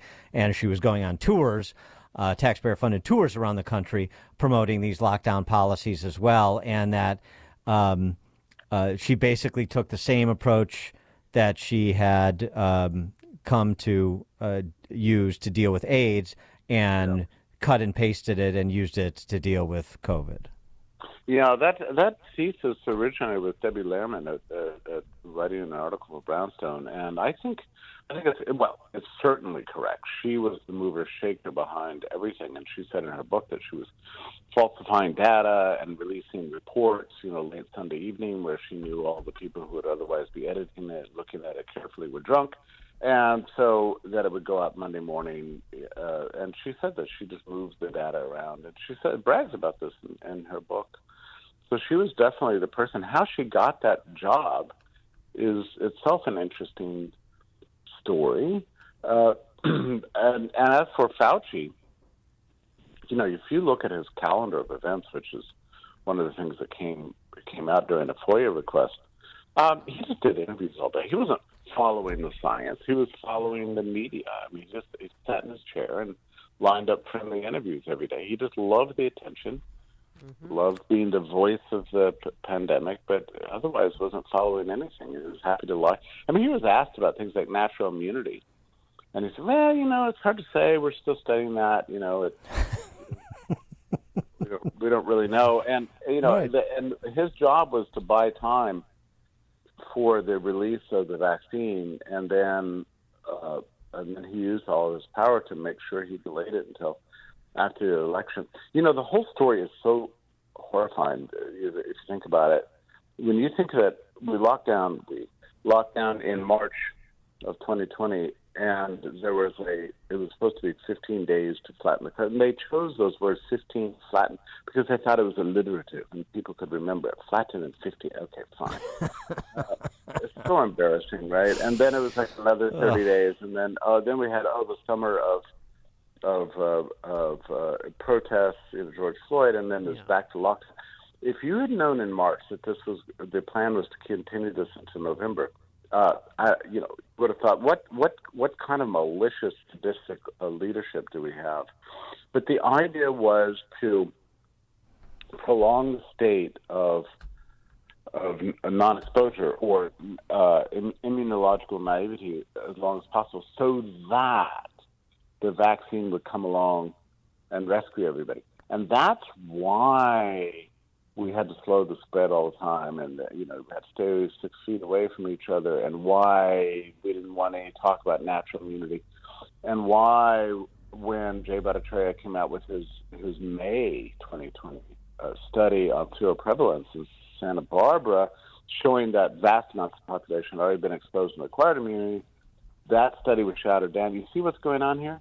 They wanted to protect the public and preserve naive immune systems so that the vaccine could come to the rescue. And this is why, are you following me? And this is why the Great Barrington, listen, I'm telling you this because I only recently came to understand this. This is 4 years later. This is why there was such outrage about the Great Barrington Declaration, because this thing said, hey, look, you get out, you live your life normally, you don't try to get exposed, but you will get exposed and you'll get immunity. Everything's going to be fine, but you've got to stop these lockdown policies. Well, that was a month before the vaccine was rolled out, and that's why they had to shut it down. You see? Because the Great Barrington Declaration said you should rely primarily on natural immunity, as we always have under pandemic conditions. That was a message they did not want to get out there because the NIH and the CDC and the FDA and all of the other federal officials and institutions had become basically a marketing machinery for Pfizer and Moderna. That is the terrible, grim truth, but that's what happened. Wow. No, it's really an interesting connection of dots there. Yeah, so we had alliteration to stop a virus, just like we have the Cookie Monster to stop inflation. But, they're not infantilizing us at all, Jeffrey. They're not trying to. Not at all. Jeffrey Tucker, founder and president of the Brownstone Institute, author of Liberty and Lockdown, his new book, Life After Lockdown. Life After Lockdown, Jeffrey Tucker. Jeff, thanks as always for joining us. Appreciate it. My pleasure. Thank you. Thank you. And he joined us on our turnkey.pro answer line. Listen to podcasts of Dan and Amy from the AM 560 mobile app. Download it today at 560theanswer.com/mobile. Chicagoland agrees. McGrath Lexus is the overwhelming choice of luxury vehicle shoppers. Their unparalleled team of sales consultants expertly help you navigate their immense inventory to arrive at the perfect vehicle for you. With 2 convenient state-of-the-art dealerships in downtown Chicago and in Westmont, they offer 2 times the selection. and 2 times the discounts. And right now, McGrath Lexus is offering a premium for your current vehicle. It will never be worth more. Make this the year you enjoy the luxury of Lexus as only McGrath can offer. Your McGrath experience will take Lexus ownership to a whole new level. Do not deny yourself this privilege. You deserve it. Visit one of our 2 McGrath Lexus dealerships in downtown Chicago or in Westmont, or visit us online at McGrathLexus.com, because when you do the math, you choose McGrath. You know, daily stress is such a big deal. Fact is, the terrible impact of stress is very deadly and shortens our lives. Stress attracts diseases just like blood in the water attracts sharks. And for over 40 years on Chicago radio, we continue to share practical concepts from a natural healthcare perspective to help minimize your need for all those dangerous drugs and risky surgeries. So today, it's our dirt cheap adrenal stress index test. No blood, just spit. Now, most people don't do so well on their first go around signaling adrenal gland distress. And then they follow our stress busting strategies and pass their second test with flying colors. So if you can spare a little spit, call for your dirt cheap adrenal stress index test, and we will hold that same special low price for your follow-up test. Just call 800-794-1855. You can't get any cheaper than dirt cheap. That's 800-794-1855. AM 560, The Answer. All right, another day of broadcast excellence. A big thank you to Justin Kosick, our technical producer, and Quinn McCarthy, our executive director. Back here bright and early tomorrow morning at 5 a.m. Now into the newsroom we go. Here's Mike Scott. Low turnout, the only surprise in the Illinois primary. WIND Chicago News Time, 9 o'clock. Another impeachment inquiry.